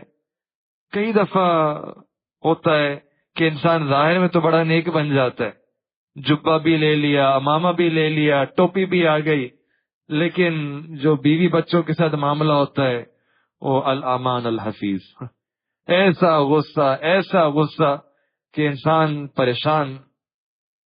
تو یہ تو پھر دو رنگی والی زندگی ہوئی نا، کہ ظاہر میں سنتوں کو سجا لیا لیکن اخلاق سنت کے مطابق نہیں ہے. پھر لوگ بتاتے ہیں کہ ان کا غصہ ایسا ہے کہ وہ گھر میں داخل ہوتے ہیں سب کمروں کے اندر چھپ جاتا ہے کہ کیا ہونے والا ہے. تو یہ بدلنے کی ضرورت ہے. اچھا، اس کو کیسے بدلا جائے؟ اس کا طریقہ آسان ہے کہ انسان ذکر زیادہ کرے. جتنا انسان اللہ تعالیٰ کا ذکر زیادہ کرے گا اتنا اللہ تعالیٰ خود انسان کی طبیعت کو بدلتے چلے جائیں گے، اخلاق بدلتے چلے جائیں گے. اپنے اندر وہ پہلے سختی ہے تو نرمی آ جائے گی، پہلے غصہ ہے تو اب شفقت آ جائے گی. جو جتنی بری خصلتیں ہیں وہ بدل کے اچھی خصلتوں میں تبدیل ہو جائیں گی. ذکر انسان زیادہ کرے. اس کی دلیل قرآن میں اللہ تعالیٰ تعالیٰ فرماتے ہیں لَقَدْ كَانَ لَكُمْ فِي رَسُولِ اللَّهِ أُسْوَةٌ حَسَنَةٌ لِمَنْ كَانَ يَرْجُو اللَّهَ وَالْيَوْمَ الْآخِرَ وَذَكَرَ اللَّهَ كَثِيرًا. کہ اسوہ نبی علیہ الصلوۃ والسلام is the best role model for us، لیکن that person will be attracted to the sunnah جو ذکر کی کثرت کرے. تو اللہ تعالیٰ کی ذکر کی کثرت کریں گے تو اللہ تعالیٰ ہمیں یہ دوسرا لیول بھی عطا فرما دیں گے. پھر ہمارے مشائخ فرماتے ہیں کہ اتباع کا کہ ایک تیسرا لیول بھی ہے. ہم تو پہلے لیول کے اوپر ابھی کوشش کر رہے ہیں، لیکن آپ اندازہ لگائیں کہ جو محنت کرنے والے ہیں نا وہ کہاں تک ان کی سوچ جاتی ہے. تو ایک تیسرا لیول بھی ہے. وہ کیا کہ جب انسان نے اپنی عام زندگی کو کھانے پینے کو سنتوں کے مطابق کر لیا، اس کے بعد اپنے اخلاق پہ بھی محنت کری، اپنے اخلاق کو بھی سنتوں کے مطابق کر لیا. اب تیسرا لیول یہ ہوتا ہے کہ انسان کے دل کے اندر جو احوال ہیں، دل کی کیفیات ہیں، وہ دل کی کیفیات بھی سنتوں کے مطابق اور موافق کر لیں. یعنی جس طرح نبی علیہ الصلوۃ والسلام کے قلب مبارک کے اندر جو اللہ تعالیٰ کی محبت تھی، اسی محبت کی ایک جھلک ہمارے دل کے اندر بھی آ جائے. جس طرح نبی علیہ الصلوۃ والسلام کے قلب مبارک کے اندر اللہ تعالیٰ کی خشیت تھی، ایک عظمت تھی، وہی معرفت، وہی عظمت، وہی خشیت کا ایک جھلک ہمارے دلوں کے اندر بھی آ جائے. تو یہ بھی لوگ اگر کوشش کریں اللہ تعالیٰ یہ راستہ بھی عطا فرما دیتا ہے، راستہ کھل جاتا ہے. اب دیکھیں کتنے خوش نصیب ہوتے ہیں وہ لوگ جن کا ظاہر بھی سنتوں کے مطابق، جن کے اخلاق بھی سنتوں کے مطابق، اور پھر جن کی کیفیات بھی ایسی جو نبوی کیفیات ہوتی ہے. تو سنتوں کی اتباع یہ پانچواں تقاضا. اگلی بات چھٹا تقاضا یہ کہ جو نبی علیہ الصلوۃ والسلام سے بغض رکھنے والے لوگ ہیں، those who have a spite and a hatred for the Prophet صلی اللہ علیہ وسلم نعوذ باللہ in their heart، ان سے بھی ہم بغض رکھیں. اس کو کہتے ہیں حب للہ والبغض للہ، کہ محبت ہو تو وہ بھی اللہ تعالیٰ کی خاطر، اور اگر کسی سے بغض ہو، نفرت ہو، تو وہ بھی نفس کی وجہ سے نہیں ہو. Not your personal revenge, vengeance نہیں ہے، لیکن اگر کوئی ایسا معاملہ ہو تو وہ دین کی خاطر ہو، دین کی نسبت سے ہو، وہ اللہ تعالیٰ کی وجہ سے ہو. یہ بالکل ایسی مثال ہے جیسے جب محبت ہوتی ہے نا تو آپ محبوب کی ہر ادا سے محبت ہو جاتی ہے. مثال کے طور پہ ایک ماں ہے، اس کو اپنے بیٹے سے محبت ہوتی ہے، تو اب جو اپنے بچے سے محبت ہوتی ہے، اب جو اس کے بچے سے محبت کرتے ماں کو اس سے محبت، اور جو بچوں سے تھوڑا سا پیچھے پیچھے ہٹ رہا ہوتا ہے تو ماں کو بھی اس سے پھر پیچھے پیچھے ہٹ رہی ہوتی.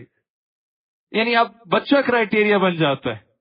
بچے کی محبت ہے نا کہ بھائی جس نے بچے سے محبت کری بس اس سے میری محبت ہے، قلبی تعلق. اور جو بچے سے نفرت کرتا ہے تو ماں پیچھے ہٹ جاتی ہے.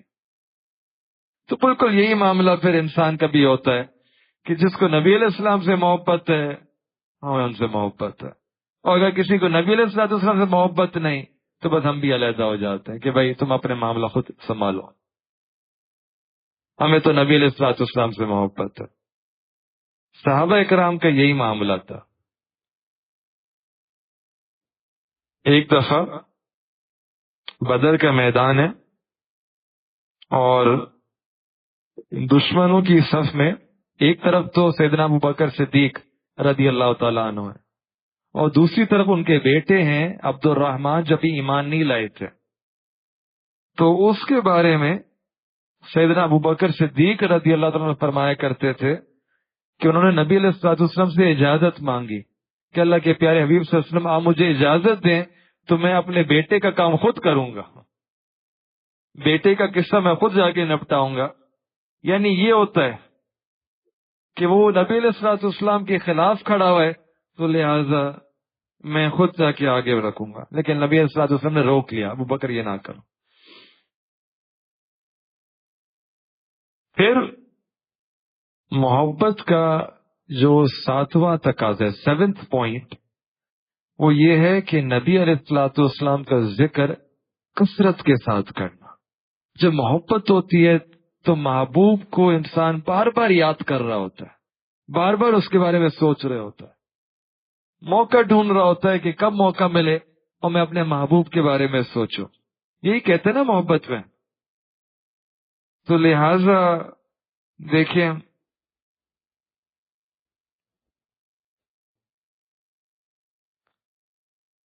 اللہ تعالیٰ کو نبی علیہ الصلوۃ والسلام سے محبت تھی تو اللہ تعالیٰ نے اپنی ہر کتاب کے اندر نبی علیہ الصلوۃ والسلام کا تذکرہ فرمایا، ذکر فرمایا. تورات میں بھی ذکر ہے، انجیل میں بھی ذکر ہے، زبور میں بھی ذکر ہے، اور قرآن میں تو ذکر ہی ذکر ہے. قرآن تو ایک بالکل محبوب نامہ ہے. It's a love letter, it's a love letter send by Allah تعالیٰ ٹو دا پروفیٹ صلی اللہ علیہ وسلم. وجہ کیا ہے کہ جب محبت ہوتی ہے تو پھر انسان چاہتا ہے اس کا ذکر کثرت کے ساتھ کرتا رہے. اب اس کا طریقہ کیا ہے؟ اگر ہم غور کریں تو انسان اپنی 24 گھنٹے 24 hours you can be thinking about the prophet صلی اللہ علیہ وسلم. بیکاز جب ہم سنتوں کے اوپر عمل کر رہے ہوتے ہیں تو کیا کر رہے ہوتے ہیں؟ ہم نبی علیہ الصلوۃ والسلام کو یاد ہی تو کر رہے ہوتے ہیں. تو جو سنتوں کے اوپر عمل کر رہا ہوتا ہے کوئی ایسا ہی ہے جیسے وہ نبی علیہ الصلوۃ والسلام کو یاد کر رہا ہے. تو ہم اپنا کام سنتوں کے مطابق کرتے چلے جائیں، ہم پورا دن نبی علیہ الصلوۃ والسلام کی یاد میں ہمارا وقت گزرے گا. یوں لگتا ہے، عجیب معاملہ ہے، لگتا ہے کہ اللہ تعالیٰ چاہتے ہیں کہ جب نماز کا وقت ہو تو نماز میں صرف توجہ اللہ تعالیٰ کی طرف رہے، توجہ الی اللہ، اور نماز کے علاوہ جتنا وقت ہو وہ توجہ نبی علیہ الصلوۃ والسلام کی طرف لگی رہے. بھئی ہر کام سوچ کے انسان کر رہا ہو کہ نبی علیہ الصلوۃ والسلام نے کیسے یہ کام کیا تھا. یعنی معاملہ یوں ہی لگتا ہے کہ نماز میں اللہ تعالیٰ کی طرف توجہ ہو، غیر نماز کے اندر بس توجہ جو ذکر ہو، جو یاد ہو، وہ نبی علیہ الصلوۃ والسلام کی ہو. ایک دفعہ سیدنا ابوبکر صدیق رضی اللہ تعالی عنہ، ان کی خلافت کا دور ہے اور آپ خطبے کے لیے ممبر کے اوپر تشریف لائے، اور اب یہ خطبے کو شروع کیا اور فرمایا کہ سمعت رسول اللہ صلی اللہ علیہ وسلم العام الاول فبکا، کہ میں نے نبی علیہ الصلوۃ والسلام سے ایک دفعہ یہ بات سنی، ابھی بات کرنے سے پہلے آنکھوں سے آنسو آنا شروع ہو گیا. پھر دوبارہ یہی جملہ کہا، سمعت رسول اللہ صلی اللہ علیہ وسلم، میں نے یہ بات سنی، پھر دوبارہ آنکھوں سے آنسو آنا شروع ہو گئے. یعنی نبی علیہ الصلوۃ والسلام کا نام مبارک آتا تھا، وہ یاد آتی تھی، اور آنکھوں سے آنسو ٹپ ٹپ کر کے گرنا شروع ہو جایا کرتے تھے. یہ محبت کی دلیل ہوتی ہے کہ کثرت سے ذکر کیا کرتے تھے. تو یہ حال جب دیکھا نا تو ایک عورت تھی، وہ آ کے پوچھنے لگی کہ من انتا، کہ آپ کون ہیں؟ من انتا، تو فرمایا کہ میں ابو بکر ہوں. تو اس عورت نے کہا اچھا آپ ابو بکر ہیں، آپ ہیں السلام علیکم یا خلیفۃ رسول اللہ. اس نے یہ جملہ کہا السلام علیکم یا خلیفۃ رسول اللہ، اور ادھر سیدنا ابوبکر صدیق رضی اللہ عنہ کی آنکھوں میں آنسو ہونا شروع ہو گئے، کیونکہ نبی علیہ الصلوۃ والسلام کا نام لیا نا رسول اللہ، تو وہ نام سنتے ہی آنکھوں میں آنسو آ جایا کرتے تھے. کیسی محبت تھی، کیسا عشق تھا. حضرت عبداللہ بن عمر رضی اللہ تعالیٰ عنہ ایک دفعہ بیٹھے ہوئے تھے، جس طرح آپ لوگ بیٹھے ہوتے ہیں نا، اور بیٹھے بیٹھے پاؤں سن ہو جاتا ہے، تو پاؤں سن ہو گیا، تو کسی نے کہا کہ آپ کو انسانوں میں سے جو سب سے زیادہ محبوب ہو تو اس کا نام لے لیں، آپ کا پاؤں ٹھیک ہو جائے گا۔ تو فوراً انہوں نے کہنے لگے یا محمد، یا محمد، بے اختیار فوراً نبی علیہ الصلوۃ والسلام کا نام زبان کے اوپر آیا، کہتے ہیں فانتشرت، میرا پاؤں ٹھیک ہو گیا۔ اللہ اکبر۔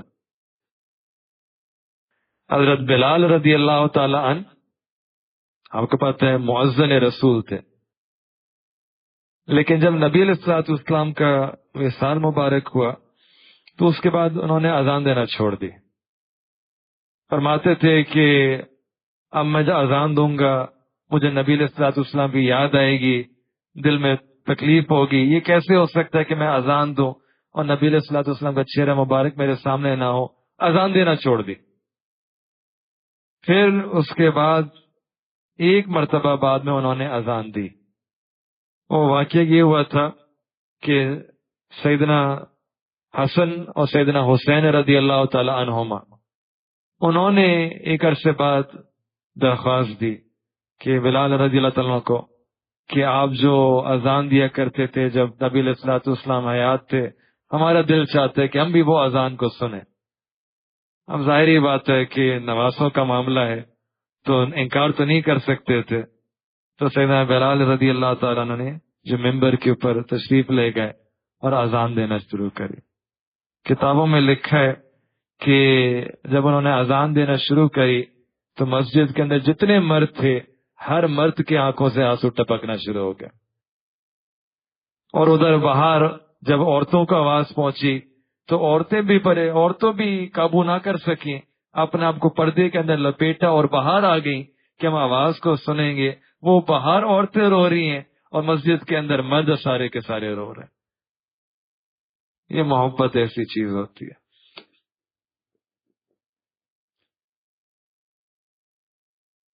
پھر the eighth requirement of loving the Prophet صلی اللہ علیہ وسلم is کہ نبی علیہ الصلوۃ والسلام سے ملاقات کا شوق ہونا، to have a desire, a yearning to meet the Prophet صلی اللہ علیہ وسلم as well، ایک تڑپ ہونا۔ جب محبت ہوتی ہے تو انسان کا دل چاہتا ہے کہ اپنے محبوب کے ساتھ انسان ملاقات کرے۔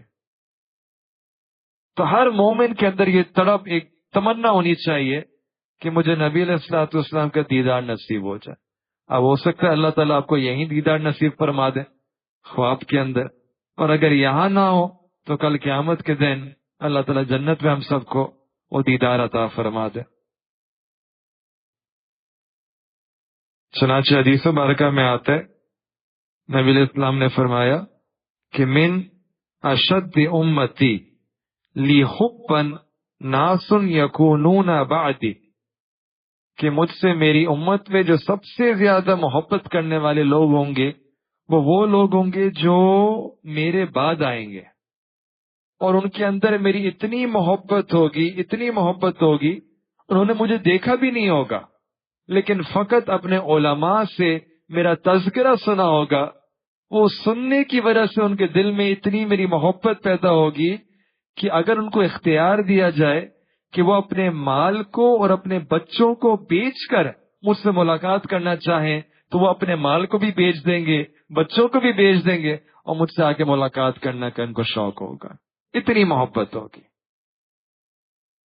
ایک دوسری روایت میں آتا ہے کہ ایک دفعہ نبی علیہ الصلوۃ والسلام رو رو کر دعا فرما رہے تھے کہ یا اللہ مجھے میرے احبا سے ملا دیجئے، جو میرے محبت کرنے والے لوگ ہیں، ساتھی ہیں، مجھے اپنے محبت کرنے والے ساتھیوں سے یا اللہ مجھے ملا دیجئے، مجھے ان کے ساتھ جوڑ دیجئے، میں ان کے ساتھ رہنا چاہتا ہوں۔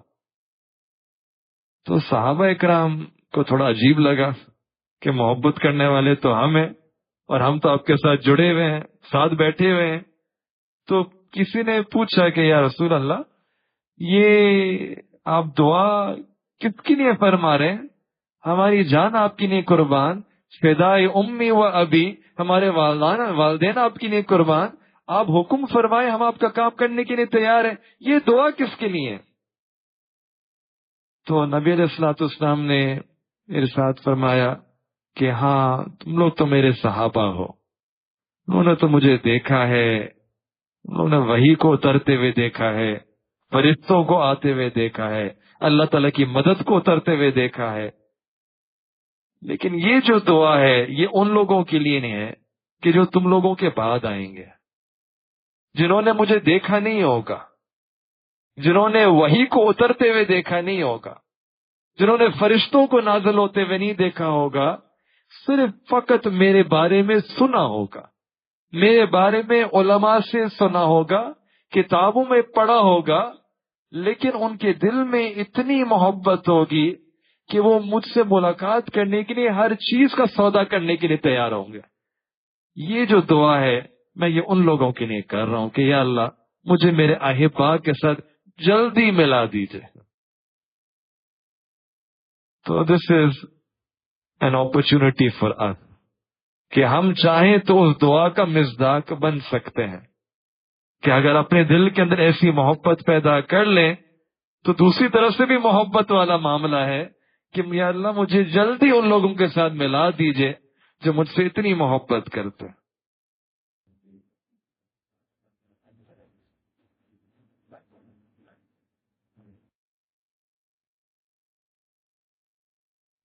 حضرت عمر رضی اللہ تعالی عنہ، ان کی خلافت کا دور تھا. ایک دفعہ رات کے اندر وہ گشت کر رہے تھے، پہرا دے رہے تھے،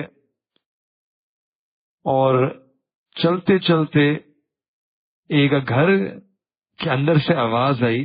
کوئی بوڑھی عورت تھی اور وہ نبی علیہ الصلوۃ والسلام کی محبت کے اندر کچھ اشعار پڑھ رہی تھی. علی محمد صلاۃ الابرار صلی علی الطیبون الاخیار یا لیت شعری والمنایا اتوار قد کنت قواما بکا بالاسحار حل تجمعنی وحبیبی الدار. یہ جب اشعار سیدنا عمر رضی اللہ عنہ نے سنے، انہوں نے آ کے دروازہ کھٹکھٹایا تو اندر سے وہ عورت تھی، اس نے پوچھا من انتا، آپ کون ہیں؟ تو فرمایا عمر. تو کہنے لگی امیر المؤمنین، آپ رات کے وقت میں ایک ایسی بوڑھی عورت کے گھر پہ اس دروازے پہ آئے ہیں، اندر آئیے. تو ان کو اندر لے کے آئیں اور پھر فرمایا کہ آپ یہاں بیٹھے چارپائی کے اوپر، اونچی جگہ بیٹھے. سیدنا عمر رضی اللہ عنہ کھڑے رہے، فرمایا کہ میں نہیں بیٹھوں گا. امیر المومنین آپ بیٹھے ہیں، آپ بیٹھے ہیں. کہتا نہیں میں بیٹھوں گا نہیں، میرے ساتھ وعدہ کرو. آپ بیٹھے؟ کہتا نہیں میں بیٹھوں گا، پہلے میرے ساتھ ایک وعدہ کرو. کیا وعدہ کرو؟ وعدہ یہ کرو کہ یہ جو تم نے ابھی اشعار پڑھے تھے، اور اس اشعار کے اندر جو آخری جو لائن تھی اس کا ترجمہ یہ تھا کہ یا اللہ قیامت کے دن مجھے نبی علیہ الصلوۃ والسلام کے ساتھ آپ اکٹھا فرما دیجیے گا. وعدہ کرو کہ جب اب اگلی دفعہ اشعار پڑھو گی تو اس کو تھوڑا سا بدل دینا کہ یا اللہ قیامت کے دن مجھے اور عمر کو نبی علیہ الصلوۃ والسلام کے ساتھ اکٹھا فرما دیجیے. کیا محبت تھی، ملاقات کا شوق تھا. تو صحابہ کرام کو ایسی محبت تھی نبی علیہ الصلوۃ والسلام کے ساتھ. پھر محبت کا second last 9th point, 9th تقاضا وہ یہ ہے کہ الشفقۃ علی امتی ہی، کہ جس طرح نبی علیہ الصلوۃ والسلام کو اپنی امت کے ساتھ بے پناہ محبت تھی، بے پناہ شفقت تھی، اسی طریقے سے جس کو نبی علیہ الصلوۃ والسلام کے ساتھ سچی محبت ہوگی اس کو نبی علیہ الصلوۃ والسلام کی امت کے ساتھ بھی محبت ہوگی. محبت ہوگی، وہ امتوں کے ساتھ بھی وہ رحمت والا معاملہ رکھے گا، نرمی والا معاملہ رکھے گا. کیوں؟ کیونکہ نبی علیہ الصلوۃ والسلام کو اپنی امت کے ساتھ بہت محبت تھی، بہت محبت تھی. تو جب نبی علیہ الصلوۃ والسلام کی محبت سچی ہوتی ہے تو پھر امت کی محبت بھی دل میں آ جاتی ہے، امت کا غم دل میں پیدا ہو جاتا ہے. جب امت کا غم پیدا ہو جائے تو یہ محبت کے سچے ہونے کی نشانی ہے. اب ایک حدیث مبارکہ کو سنیے. حضرت انس رضی اللہ تعالیٰ عنہ اس کے راوی ہیں، فرماتے ہیں کہ نبی علیہ الصلوۃ والسلام نے ارشاد فرمایا کہ الا اخبرکم ان اقوام لیسوا بانبیاء ولا شہداء، کہ میں کیا تم لوگوں کو ایسے لوگوں کے بارے میں نہ بتاؤں جو نہ نبی ہوں گے نہ شہید ہوں گے، لیکن قیامت کے اندر، قیامت کے دن انبیاء اور شہداء ان کے جو بلند درجات کو دیکھ رہے ہوں گے اور ان پہ رشک کر رہے ہوں گے، اور اللہ تعالیٰ ان لوگوں کو ممبر، نور کے ممبر کے اوپر بٹھائیں گے. تو قالوا ومن ہم، صحابہ کرام نے پوچھا کہ یا رسول اللہ وہ کون لوگ ہوں گے؟ تو آپ علیہ الصلوۃ والسلام نے فرمایا کہ الذین یحببون عباد اللہ الی اللہ ویحببون اللہ الی عبادہ، کہ یہ وہ لوگ ہوں گے جو اللہ تعالیٰ کو اللہ تعالیٰ کے بندوں سے جوڑتے ہیں اور اللہ تعالیٰ کے بندوں کو اللہ تعالیٰ سے جوڑتے ہیں. یعنی اللہ تعالیٰ کے بندوں کے دلوں میں اللہ تعالیٰ کی محبت کو پیدا کرتے ہیں اور اللہ تعالیٰ کے اندر اللہ تعالیٰ کے بندوں کی محبت پیدا فرماتے ہیں. اور وَهُمْ يَمْشُونَ عَلَى الْأَرْضِ نَصَحًا، اور یہ زمین کے اوپر ایک نصیحت کرتے ہیں لوگوں کی. جب زمین پہ چلتے ہیں تو لوگوں کی خیر خواہی کرتے ہیں، نصیحت کرتے ہیں. تو صحابی فرماتے ہیں کہ اے اللہ کے حبیب صلی اللہ علیہ وسلم، ہمیں ایک بات تو سمجھ میں آ گئی کہ یہ لوگ وہ لوگ ہیں جو لوگوں کے دلوں میں اللہ تعالیٰ کی محبت کو پیدا فرماتے ہیں. یہ بات تو سمجھ میں آ گئی، لیکن اللہ تعالیٰ کے دل میں یا اللہ تعالیٰ کے اندر ان لوگوں کی محبت پیدا کرنا یہ کیسے ہوگا؟ یہ بات سمجھ میں نہیں آئی. تو نبی علیہ الصلوۃ والسلام نے ارشاد فرمایا، جواب میں فرمایا کہ ہاں یہ وہ لوگ ہوں گے یامرونہم بحب اللہ وینہونہم یعنی عما کرہ اللہ فاذا اطاعوہم احبہم اللہ، کہ یہ وہ لوگ ہوں گے جو لوگوں کو ان چیزوں کا حکم دیں گے جو اللہ تعالیٰ کو پسند ہے اور ان چیزوں سے روکیں گے جو اللہ تعالیٰ کو ناپسند ہے، اور پھر جب لوگ ان چیزوں پہ عمل کریں گے تو اللہ تعالیٰ ان سے محبت کرنا شروع ہو جائیں گے. جب آپ وہ کام کریں گے جن سے اللہ تعالیٰ کو محبت ہے تو اللہ تعالیٰ ان سے محبت کرنا شروع ہو جائیں گے. لہٰذا یہ وہ لوگ ہوں گے. آپ ان کا مقام دیکھیں، کیا بلند مقام ہے. یہ وہ کون لوگ ہیں؟ جو دین کا کام کرنے والے، جو نبی علیہ الصلوۃ والسلام کی امت کا دل میں غم رکھتے ہیں. ان کے دل کے اندر بھی وہی امت کے لیے ایک رحمت ہے، ایک رأفت ہے، ایک نرمی ہے، ایک فکر ہے، ایک غم ہے، ایک درد ہے. اس درد کو جو بانٹتے ہیں اللہ تعالیٰ قیامت کے دن ان کو وہی مقام عطا فرمائیں گے، ایسا بلند مقام عطا فرمائیں گے.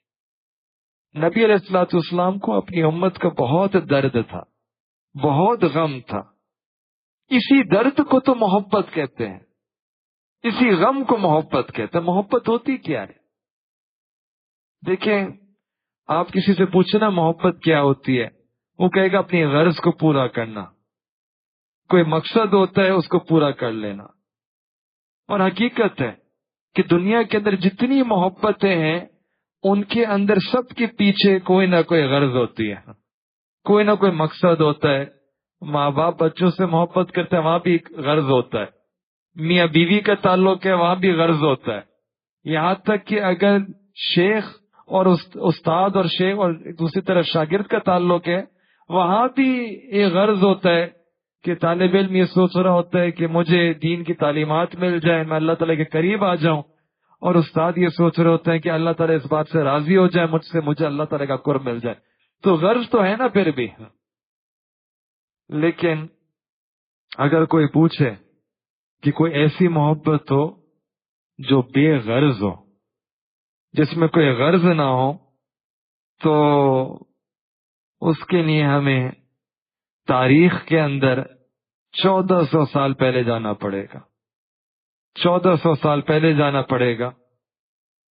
رات کا وقت ہے، حجرے میں ہے، ایک ہستی ہے جو سجدے کے اندر گری ہوئی ہے، اور آنکھیں بھیگی ہوئی ہیں، جسم بالکل حرکت نہیں کر رہا، اور لفظ بار بار فرما رہے ہیں کہ یا ربی امتی امتی، یا ربی امتی امتی، اور وہ نبی علیہ الصلوۃ والسلام کی ہستی ہے۔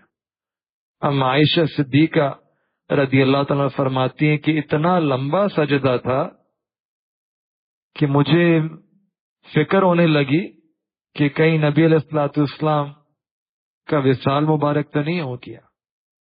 پھر انہوں نے آ کے نبی علیہ الصلوۃ والسلام کے انگوٹھے کو دبایا تو محسوس کیا اس کے اندر کچھ حرارت ہے ابھی موجود، تو پھر ان کو اطمینان آیا۔ اس کو محبت کہتا ہے، اس کو درد کہتا ہے، اس کو غم کہتے ہیں کہ 23 سال رات کے اندر نبی علیہ الصلوۃ والسلام نے امت کی دعائیں مانگی، امتی امتی، یعنی یہ ایسی دعائیں تھیں کہ اللہ تعالیٰ کیا پہلے راضی نہیں ہو چکے تھے نبی علیہ الصلوۃ والسلام سے؟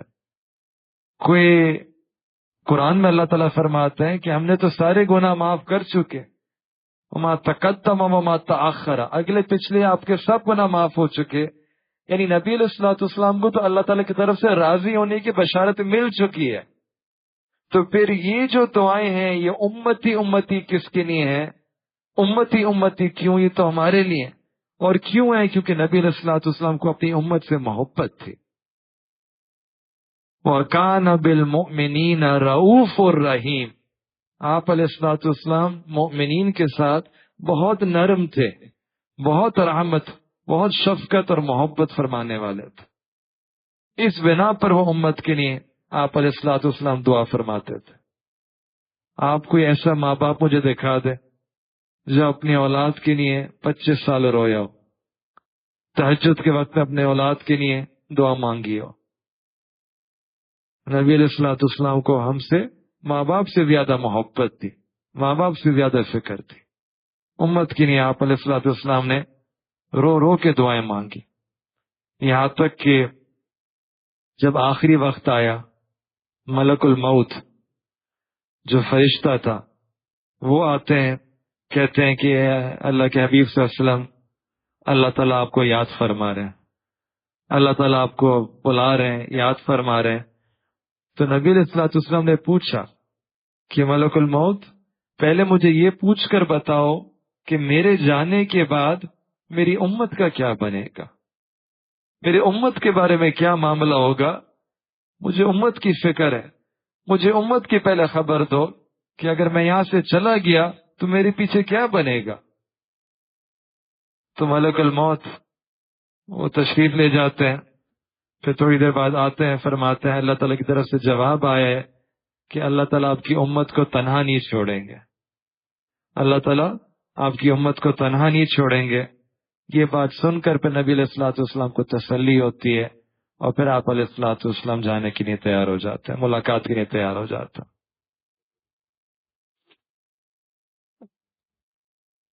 اور محبت کا جو آخری تقاضا ہے وہ ہے نبی علیہ الصلوۃ والسلام کے اوپر کثرت سے درود اور سلام پیش کرنا۔ یہ بھی محبت کے تقاضوں میں سے ایک تقاضا ہے۔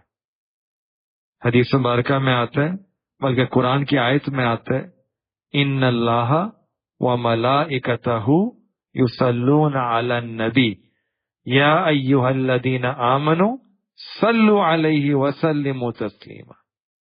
تو ہمیں بھی درود شریف پڑھنا چاہیے۔ اللہم صلی علی سیدنا محمد وعلی آل سیدنا محمد وبارک وسلم۔ اچھا کتنا درود شریف پڑھنا چاہیے؟ تو حضرت ابی بن کعب رضی اللہ تعالیٰ عنہ نے پوچھا کہ اللہ کے نبی میں کتنا درود شریف پڑھوں؟ آپ علیہ السلام نے فرمایا ما شئت، جتنا پڑھو گے اتنا فائدہ ہوگا۔ تو انہوں نے عرض کیا کہ میں اپنی جو فارغ وقت ہوتے نا نفل وقت، اس کا تیسرا حصہ 1/3 میں آپ پہ درود پیش کروں گا۔ تو فرمایا کہ زیادہ پڑھو گے تو زیادہ فائدہ ہوگا، زیادہ اجر ملے گا۔ تو پھر انہوں نے عرض کیا کہ اب تو میں آدھا حصہ درود شریف میں گزاروں گا۔ تو فرمایا کہ زیادہ پڑھو گے تو اور زیادہ فائدہ ہوگا۔ تو انہوں نے عرض کیا کہ اللہ کے حبیب صلی اللہ علیہ وسلم میں اب 2/3 میں اپنا وقت درود شریف میں گزاروں گا۔ تو آپ علیہ السلام نے فرمایا زیادہ پڑھو گے تو زیادہ فائدہ ہوگا۔ تو پھر انہوں نے اس پہ عرض کیا کہ اب تو میں نے اپنا جو سارا وقت ہے اب میں درود شریف میں گزاروں گا۔ پھر نبی علیہ الصلوۃ والسلام نے فرمایا کہ اذا تکفی ہمک ویغفر ذنبک، کہ اگر تم ہر وقت درود شریف میں اپنا وقت گزارو گے تو یہ درود شریف پڑھنا تمہارے تمام گناہوں کو تم سے مٹا دے گا اور تمہارے غموں کے لیے کافی ہو جائے گا۔ آج کل ہم بہت سارے غموں کے اندر مبتلا ہیں۔ کسی کو پریشانی ہوتی ہے، کسی کو مصیبت ہوتی ہے، کوئی فائنینشلی پریشان ہوتا ہے، کوئی گھر کی وجہ سے پریشان ہوتا ہے، کسی کا گھر نہیں تو کسی کی گاڑی نہیں۔ آج ویسے بھی حالات پاکستان کے، مہنگائی زیادہ ہوتی ہے، تو پریشانیاں بہت زیادہ بڑھ چکی ہیں۔ ہمارے دین کے اندر 2 تعلیمات ہیں جن سے انسان اپنی پریشانیوں کو دور کر سکتا ہے۔ پہلی تعلیم تو یہ ہے کہ انسان اپنے استغفار کی کثرت زیادہ کرے، استغفر اللہ کی کثرت زیادہ کرے، کیونکہ پریشانیاں جب آتی ہیں اس کی وجہ یہ ہوتی ہے کہ کہیں نہ کہیں ہم نے کوئی گڑبڑ کری ہوتی ہے۔ جب بھی انسان کی زندگی کے اندر کوئی پریشانی آئے، مصیبت آئے، محسوس ہو کہ اللہ تعالیٰ کی رحمت رک گئی ہے، محسوس ہو کہ اب تھوڑا سا ٹف ٹائم ہے، دل میں گھبراہٹ سی محسوس ہو رہی ہے، سمجھ جائے کہ میں نے کہیں نہ کہیں گناہ کیا ہے، فوراً استغفار کی کثرت شروع کر دے۔ استغفار کو اپنا ورد بنا لے، چلتے پھرتے استغفار کرتے رہے۔ حدیث مبارکہ میں آتا ہے کہ جو استغفار کی کثرت کرتا ہے اللہ تعالیٰ اس کو 3 چیزیں، 3 نعمتیں عطا فرماتے ہیں۔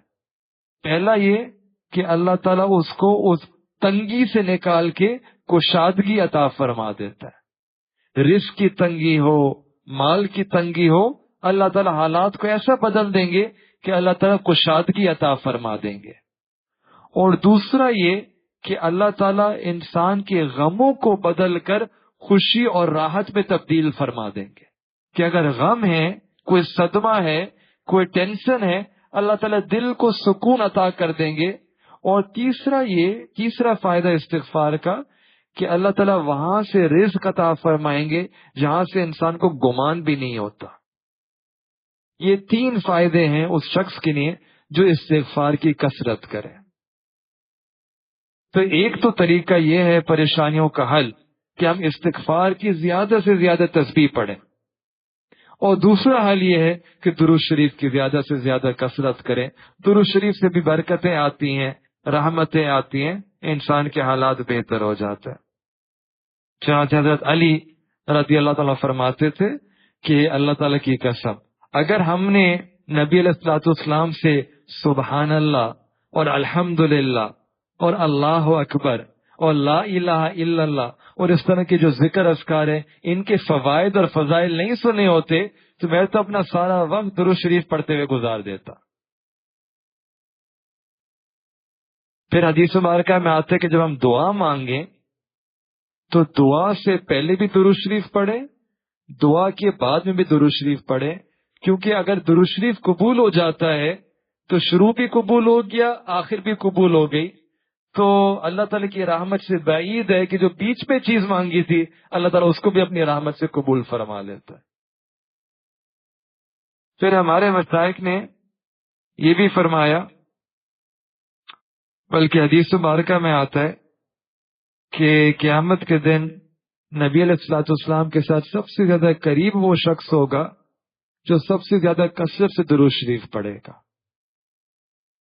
اسی طریقے سے سیدنا ابوبکر صدیق رضی اللہ عنہ نے فرمایا کہ جس طریقے سے ٹھنڈا پانی آگ کو بجھا دیتا ہے، اسی طریقے سے جو شخص نبی علیہ الصلوۃ والسلام پہ درود شریف پڑھتا ہے تو اس طریقے سے اللہ تعالیٰ جو گناہوں کی آگ ہے اس کو بجھا دیا کرتا ہے۔ چند مقامات ہیں جہاں درود شریف پڑھنا چاہیے،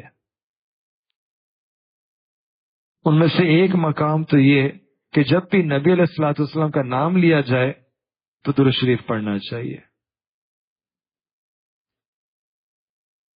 یہ بہت اہم معاملہ ہے۔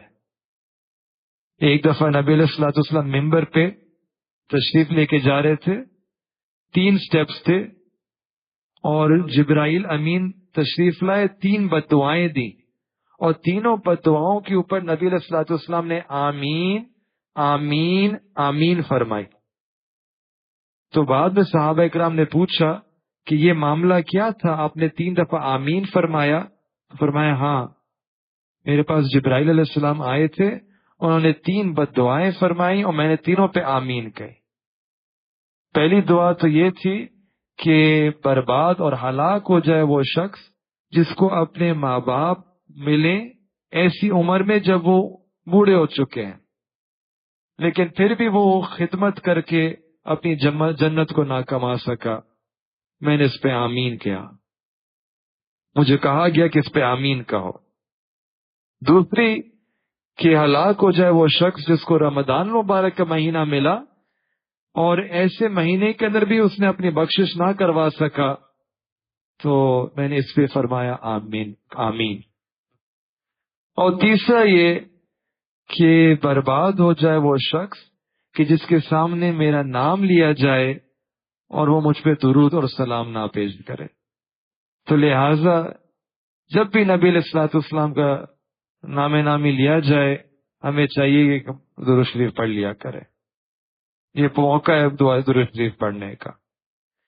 اسی طریقے سے علماء فرماتے ہیں کہ جب مسجد میں داخل ہو رہے ہوں یا مسجد سے باہر نکل رہے ہوں تو اس وقت بھی کثرت سے درود شریف پڑھنا چاہیے، اور جب انسان بازار میں داخل ہو تو بھی درود شریف پڑھ لینا چاہیے۔ پھر جب انسان کو غصہ آ رہا ہو تو اس وقت انسان درود شریف پڑھ لے تو اللہ تعالیٰ غصے کو دور فرما دیتا ہے۔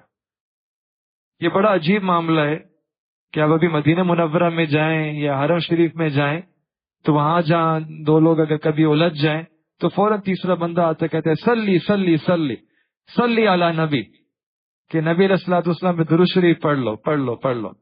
آپ درود شریف پڑھیں گے اس کی وجہ سے رحمتیں آئیں گی اور شیطان کا غصہ دور ہو جاتا ہے، شیطان کے اثرات ختم ہو جاتا ہے۔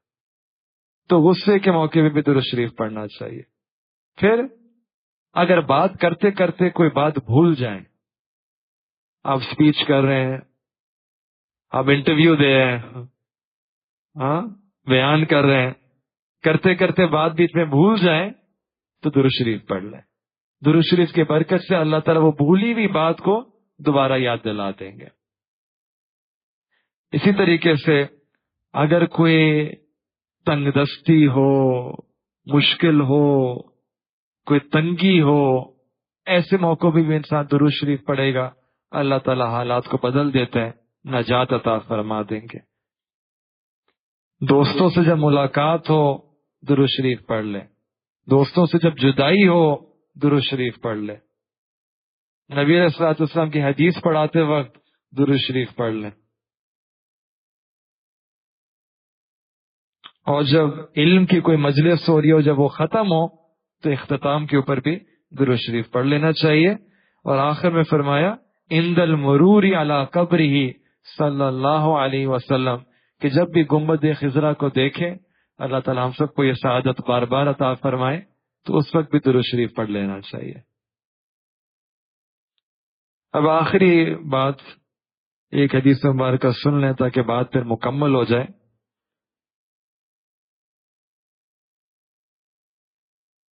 اس کو ابن ابی دنیا رحمت اللہ علیہ نے اپنی کتاب میں روایت کیا ہے، اور اس کے راوی ہیں حضرت عبداللہ رضی اللہ تعالی عنہ، اور روایت کرتے ہیں کہ نبی علیہ الصلوۃ والسلام نے ارشاد فرمایا کہ قیامت کے دن سیدنا آدم علیہ الصلوۃ والسلام کو اللہ تعالیٰ عرش کے نیچے، عرش کے سائے میں ایک مقام عطا فرمائیں گے، اور سیدنا آدم علیہ السلام کو 2 کپڑے دیے جائیں گے which will be green in color، ایک اپر گارمنٹ اور ایک لوور گارمنٹ۔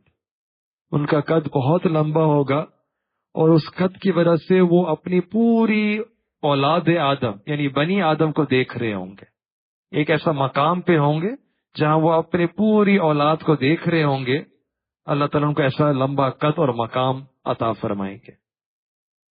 تو دیکھ رہے ہوں گے تو دیکھیں گے کہ ان کی اولاد میں سے کچھ لوگ ہیں جو جنت کی طرف جا رہے ہیں، اور کچھ لوگ ہیں جن کو جہنم کی طرف لے کے جایا جا رہا ہے۔ تو سیدنا آدم علیہ السلام پھر دیکھیں گے کہ جو جہنم میں جائے جا رہے ہیں ان میں کچھ لوگ ایسے ہوں گے جو نبی علیہ الصلوۃ والسلام کی امت میں سے ہوں گے۔ تو جب ان کو دیکھیں گے تو سیدنا آدم علیہ الصلوۃ والسلام پکاریں گے کہ احمد احمد، یہ نبی علیہ الصلوۃ والسلام کا نام ہے، محمد بھی آپ علیہ الصلوۃ والسلام کا نام ہے، اور احمد بھی آپ علیہ الصلوۃ والسلام کا نام ہے۔ تو پھر نبی علیہ الصلوۃ والسلام جواب میں فرمائیں گے کہ یا ابا البشر لبیک، کہ میں حاضر ہوں، کیا معاملہ ہے؟ تو فیقول، سیدنا آدم علیہ الصلوۃ والسلام عرض کریں گے کہ ھذا الرجل من امتک ينطلق به الى النار، کہ جو شخص ہے یہ تو آپ کی امت میں سے ہے اور اس کو جہنم کی طرف لے کے جایا جا رہا ہے۔ تو نبی علیہ الصلوۃ والسلام فرمائیں گے فاشد المئزر، آپ علیہ السلام نے فرمایا کہ میں اپنے تہبند کو کس کر باندھ لوں گا۔ دیہاتوں میں یہ ہوتا ہے کہ جب وہ کوئی کام، اہم کام کرنے کے لیے جا رہے ہوتے ہیں تو اپنے جو لوور گارمنٹ ہوتا ہے نا اس کو کس کے باندھ لیتے ہیں، تو آپ مضبوطی کے ساتھ باندھ لیتے ہیں۔ تو آپ علیہ الصلوۃ والسلام نے فرمایا کہ میں اپنے تہبند کو کس کر مضبوطی کے ساتھ باندھ لوں گا، وَأَسْرَعُ فِي آثَرِ الْمَلَائِكَةِ، اور وہ جو فرشتے اس شخص کو لے کے جا رہے ہوتے ہیں میں ان فرشتوں کے پیچھے بھاگوں گا، دوڑوں گا، اور ان کو کہوں گا یا رسول ربی کفو، کہ اللہ کے فرشتوں رک جاؤ، ٹھہر جاؤ۔ جب میں یہ کہوں گا نا کہ ٹھہر جاؤ تو فیقولون، وہ فرشتے جواب دیں گے کہ نحن الغلاظ الشداد الذین لا نعصی اللہ تعالی ما امرنا، کہ ہم تو بہت سخت ہیں، ہم تو اللہ تعالیٰ کے فرشتے ہیں اور ہم اللہ تعالیٰ کے کسی حکم کی نافرمانی نہیں کر سکتے۔ ہمیں یہ حکم ہے کہ اس شخص کو لے کے جاؤ، ہم روک نہیں سکتے، ہم حکم کی نافرمانی نہیں کر سکتے، خلاف ورزی نہیں کر سکتے۔ تو اس پہ پھر نبی علیہ الصلوۃ والسلام اب تھوڑا مایوس ہوں گے، اور اس وجہ سے کہ یہ بات سن نہیں رہے، لے کے جا رہے میرے امتی کو، تو پھر آپ علیہ الصلوۃ والسلام اپنا جو بایاں ہاتھ ہے، بایاں ہاتھ سے اپنی داڑھی مبارک کو پکڑیں گے، اور اس طرح کر کے پھر اوپر عرش کی طرف دیکھیں گے۔ جس طرح کسی کو منانا ہوتا ہے نا تو بہت ہی لجاجت کے ساتھ کسی کو دیکھتے ہیں، تو اس انداز سے آپ علیہ الصلوۃ والسلام اوپر عرش کی طرف دیکھیں گے اور یہ فرمائیں گے کہ یا اللہ، آپ نے مجھ سے وعدہ نہیں فرمایا تھا، کیا مجھے میری امت کے بارے میں رسوا نہیں ہونے دیں گے؟ تو جب نبی علیہ الصلوۃ والسلام یہ ارشاد فرمائیں گے تو پھر اوپر سے غیب سے آواز آئے گی کہ فرشتوں ان کی بات کو سن لو، فرشتوں ان کی بات کو سن لو۔ اب فرشتے رک جائیں گے اور کہا جائے گا کہ اس شخص کو واپس لے کے آؤ، اس کا ہم حساب دوبارہ لیں گے، جہاں حساب کتاب کی جگہ ہے اس کو واپس وہاں لے کر آؤ۔ تو اس شخص کو چنانچہ واپس لایا جائے گا حساب کتاب کی جگہ کے اوپر۔ اب اس کا میزان میں اس کا اعمال کو تولا جائے گا، جب سارا اعمال تل جائیں گے تو آخر میں نبی علیہ الصلوۃ والسلام ایک چھوٹا سا جو کاغذ ہے، ایک چھوٹا سا کاغذ کا پرزہ ہوگا، اس کو نکالیں گے اور اس کو جو انگلی کے برابر ہوگا، اور اس پرزے کو جو دایاں پلڑا ہے، رائٹ پلڑا، اس کے اندر رکھ دیں گے۔ اس کے اندر رکھ کے آپ رکھتے وقت فرمائیں گے بسم اللہ۔ رکھتے وقت کیا فرمائیں گے؟ بسم اللہ۔ اور یہ کرنا ہوگا کہ جو نیکی کا پلڑا ہے وہ بھاری ہو جائے گا، نیکی کا پلڑا بھاری ہو جائے گا، گناہوں کا پلڑا ہلکا ہو جائے گا۔ تو پھر ایک پکارنے والا منادا ہوگا، وہ پکارے گا کہ یہ بندہ سعادت والا ہو گیا، یہ بندہ نجات پا گیا، مبارک ہو مبارک ہو مبارک ہو۔ تو اب اس کو جنت میں لے کے جا رہا ہوگا، فرشتے لے کے جا رہے ہوں گے، لیکن وہ بندہ اپنے آپ کو فرشتوں سے کہے گا رکو رکو رکو، مجھے ذرا دیکھنے دو کہ یہ کون شخص ہے جس نے وہ کاغذ کا پرزہ ڈالا اور جس کی وجہ سے مجھے اللہ تعالیٰ جنت عطا فرما رہے ہیں، وہ کون ہے؟ تو وہ ملاقات کرے گا، پوچھے گا کہ میرے ماں باپ آپ پہ قربان ہوں، آپ کا چہرہ کتنا خوبصورت ہے، آپ کے اخلاق کتنے اچھے ہیں، آپ کی وجہ سے اللہ تعالیٰ نے مجھے جنت عطا فرما دی، آپ کون ہیں؟ من انتا؟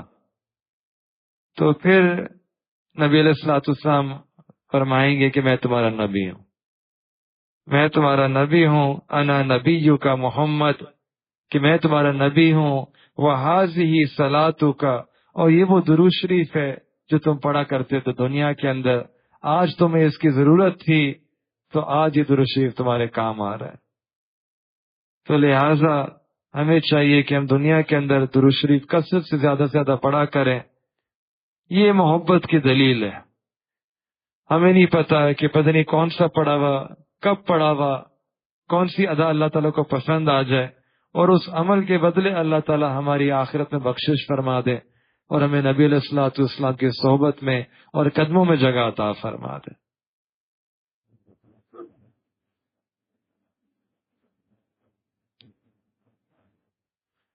اللہ تعالیٰ سے دعا ہے کہ اللہ تعالیٰ ہمیں نبی علیہ الصلوۃ والسلام کی سچی محبت عطا فرمائے، اور آپ علیہ الصلوۃ والسلام کی جو محبت کے سارے تقاضے ہیں ان کو پورا کرنے کی توفیق عطا فرمائے۔ وآخر دعوانا ان الحمد للہ رب العالمین۔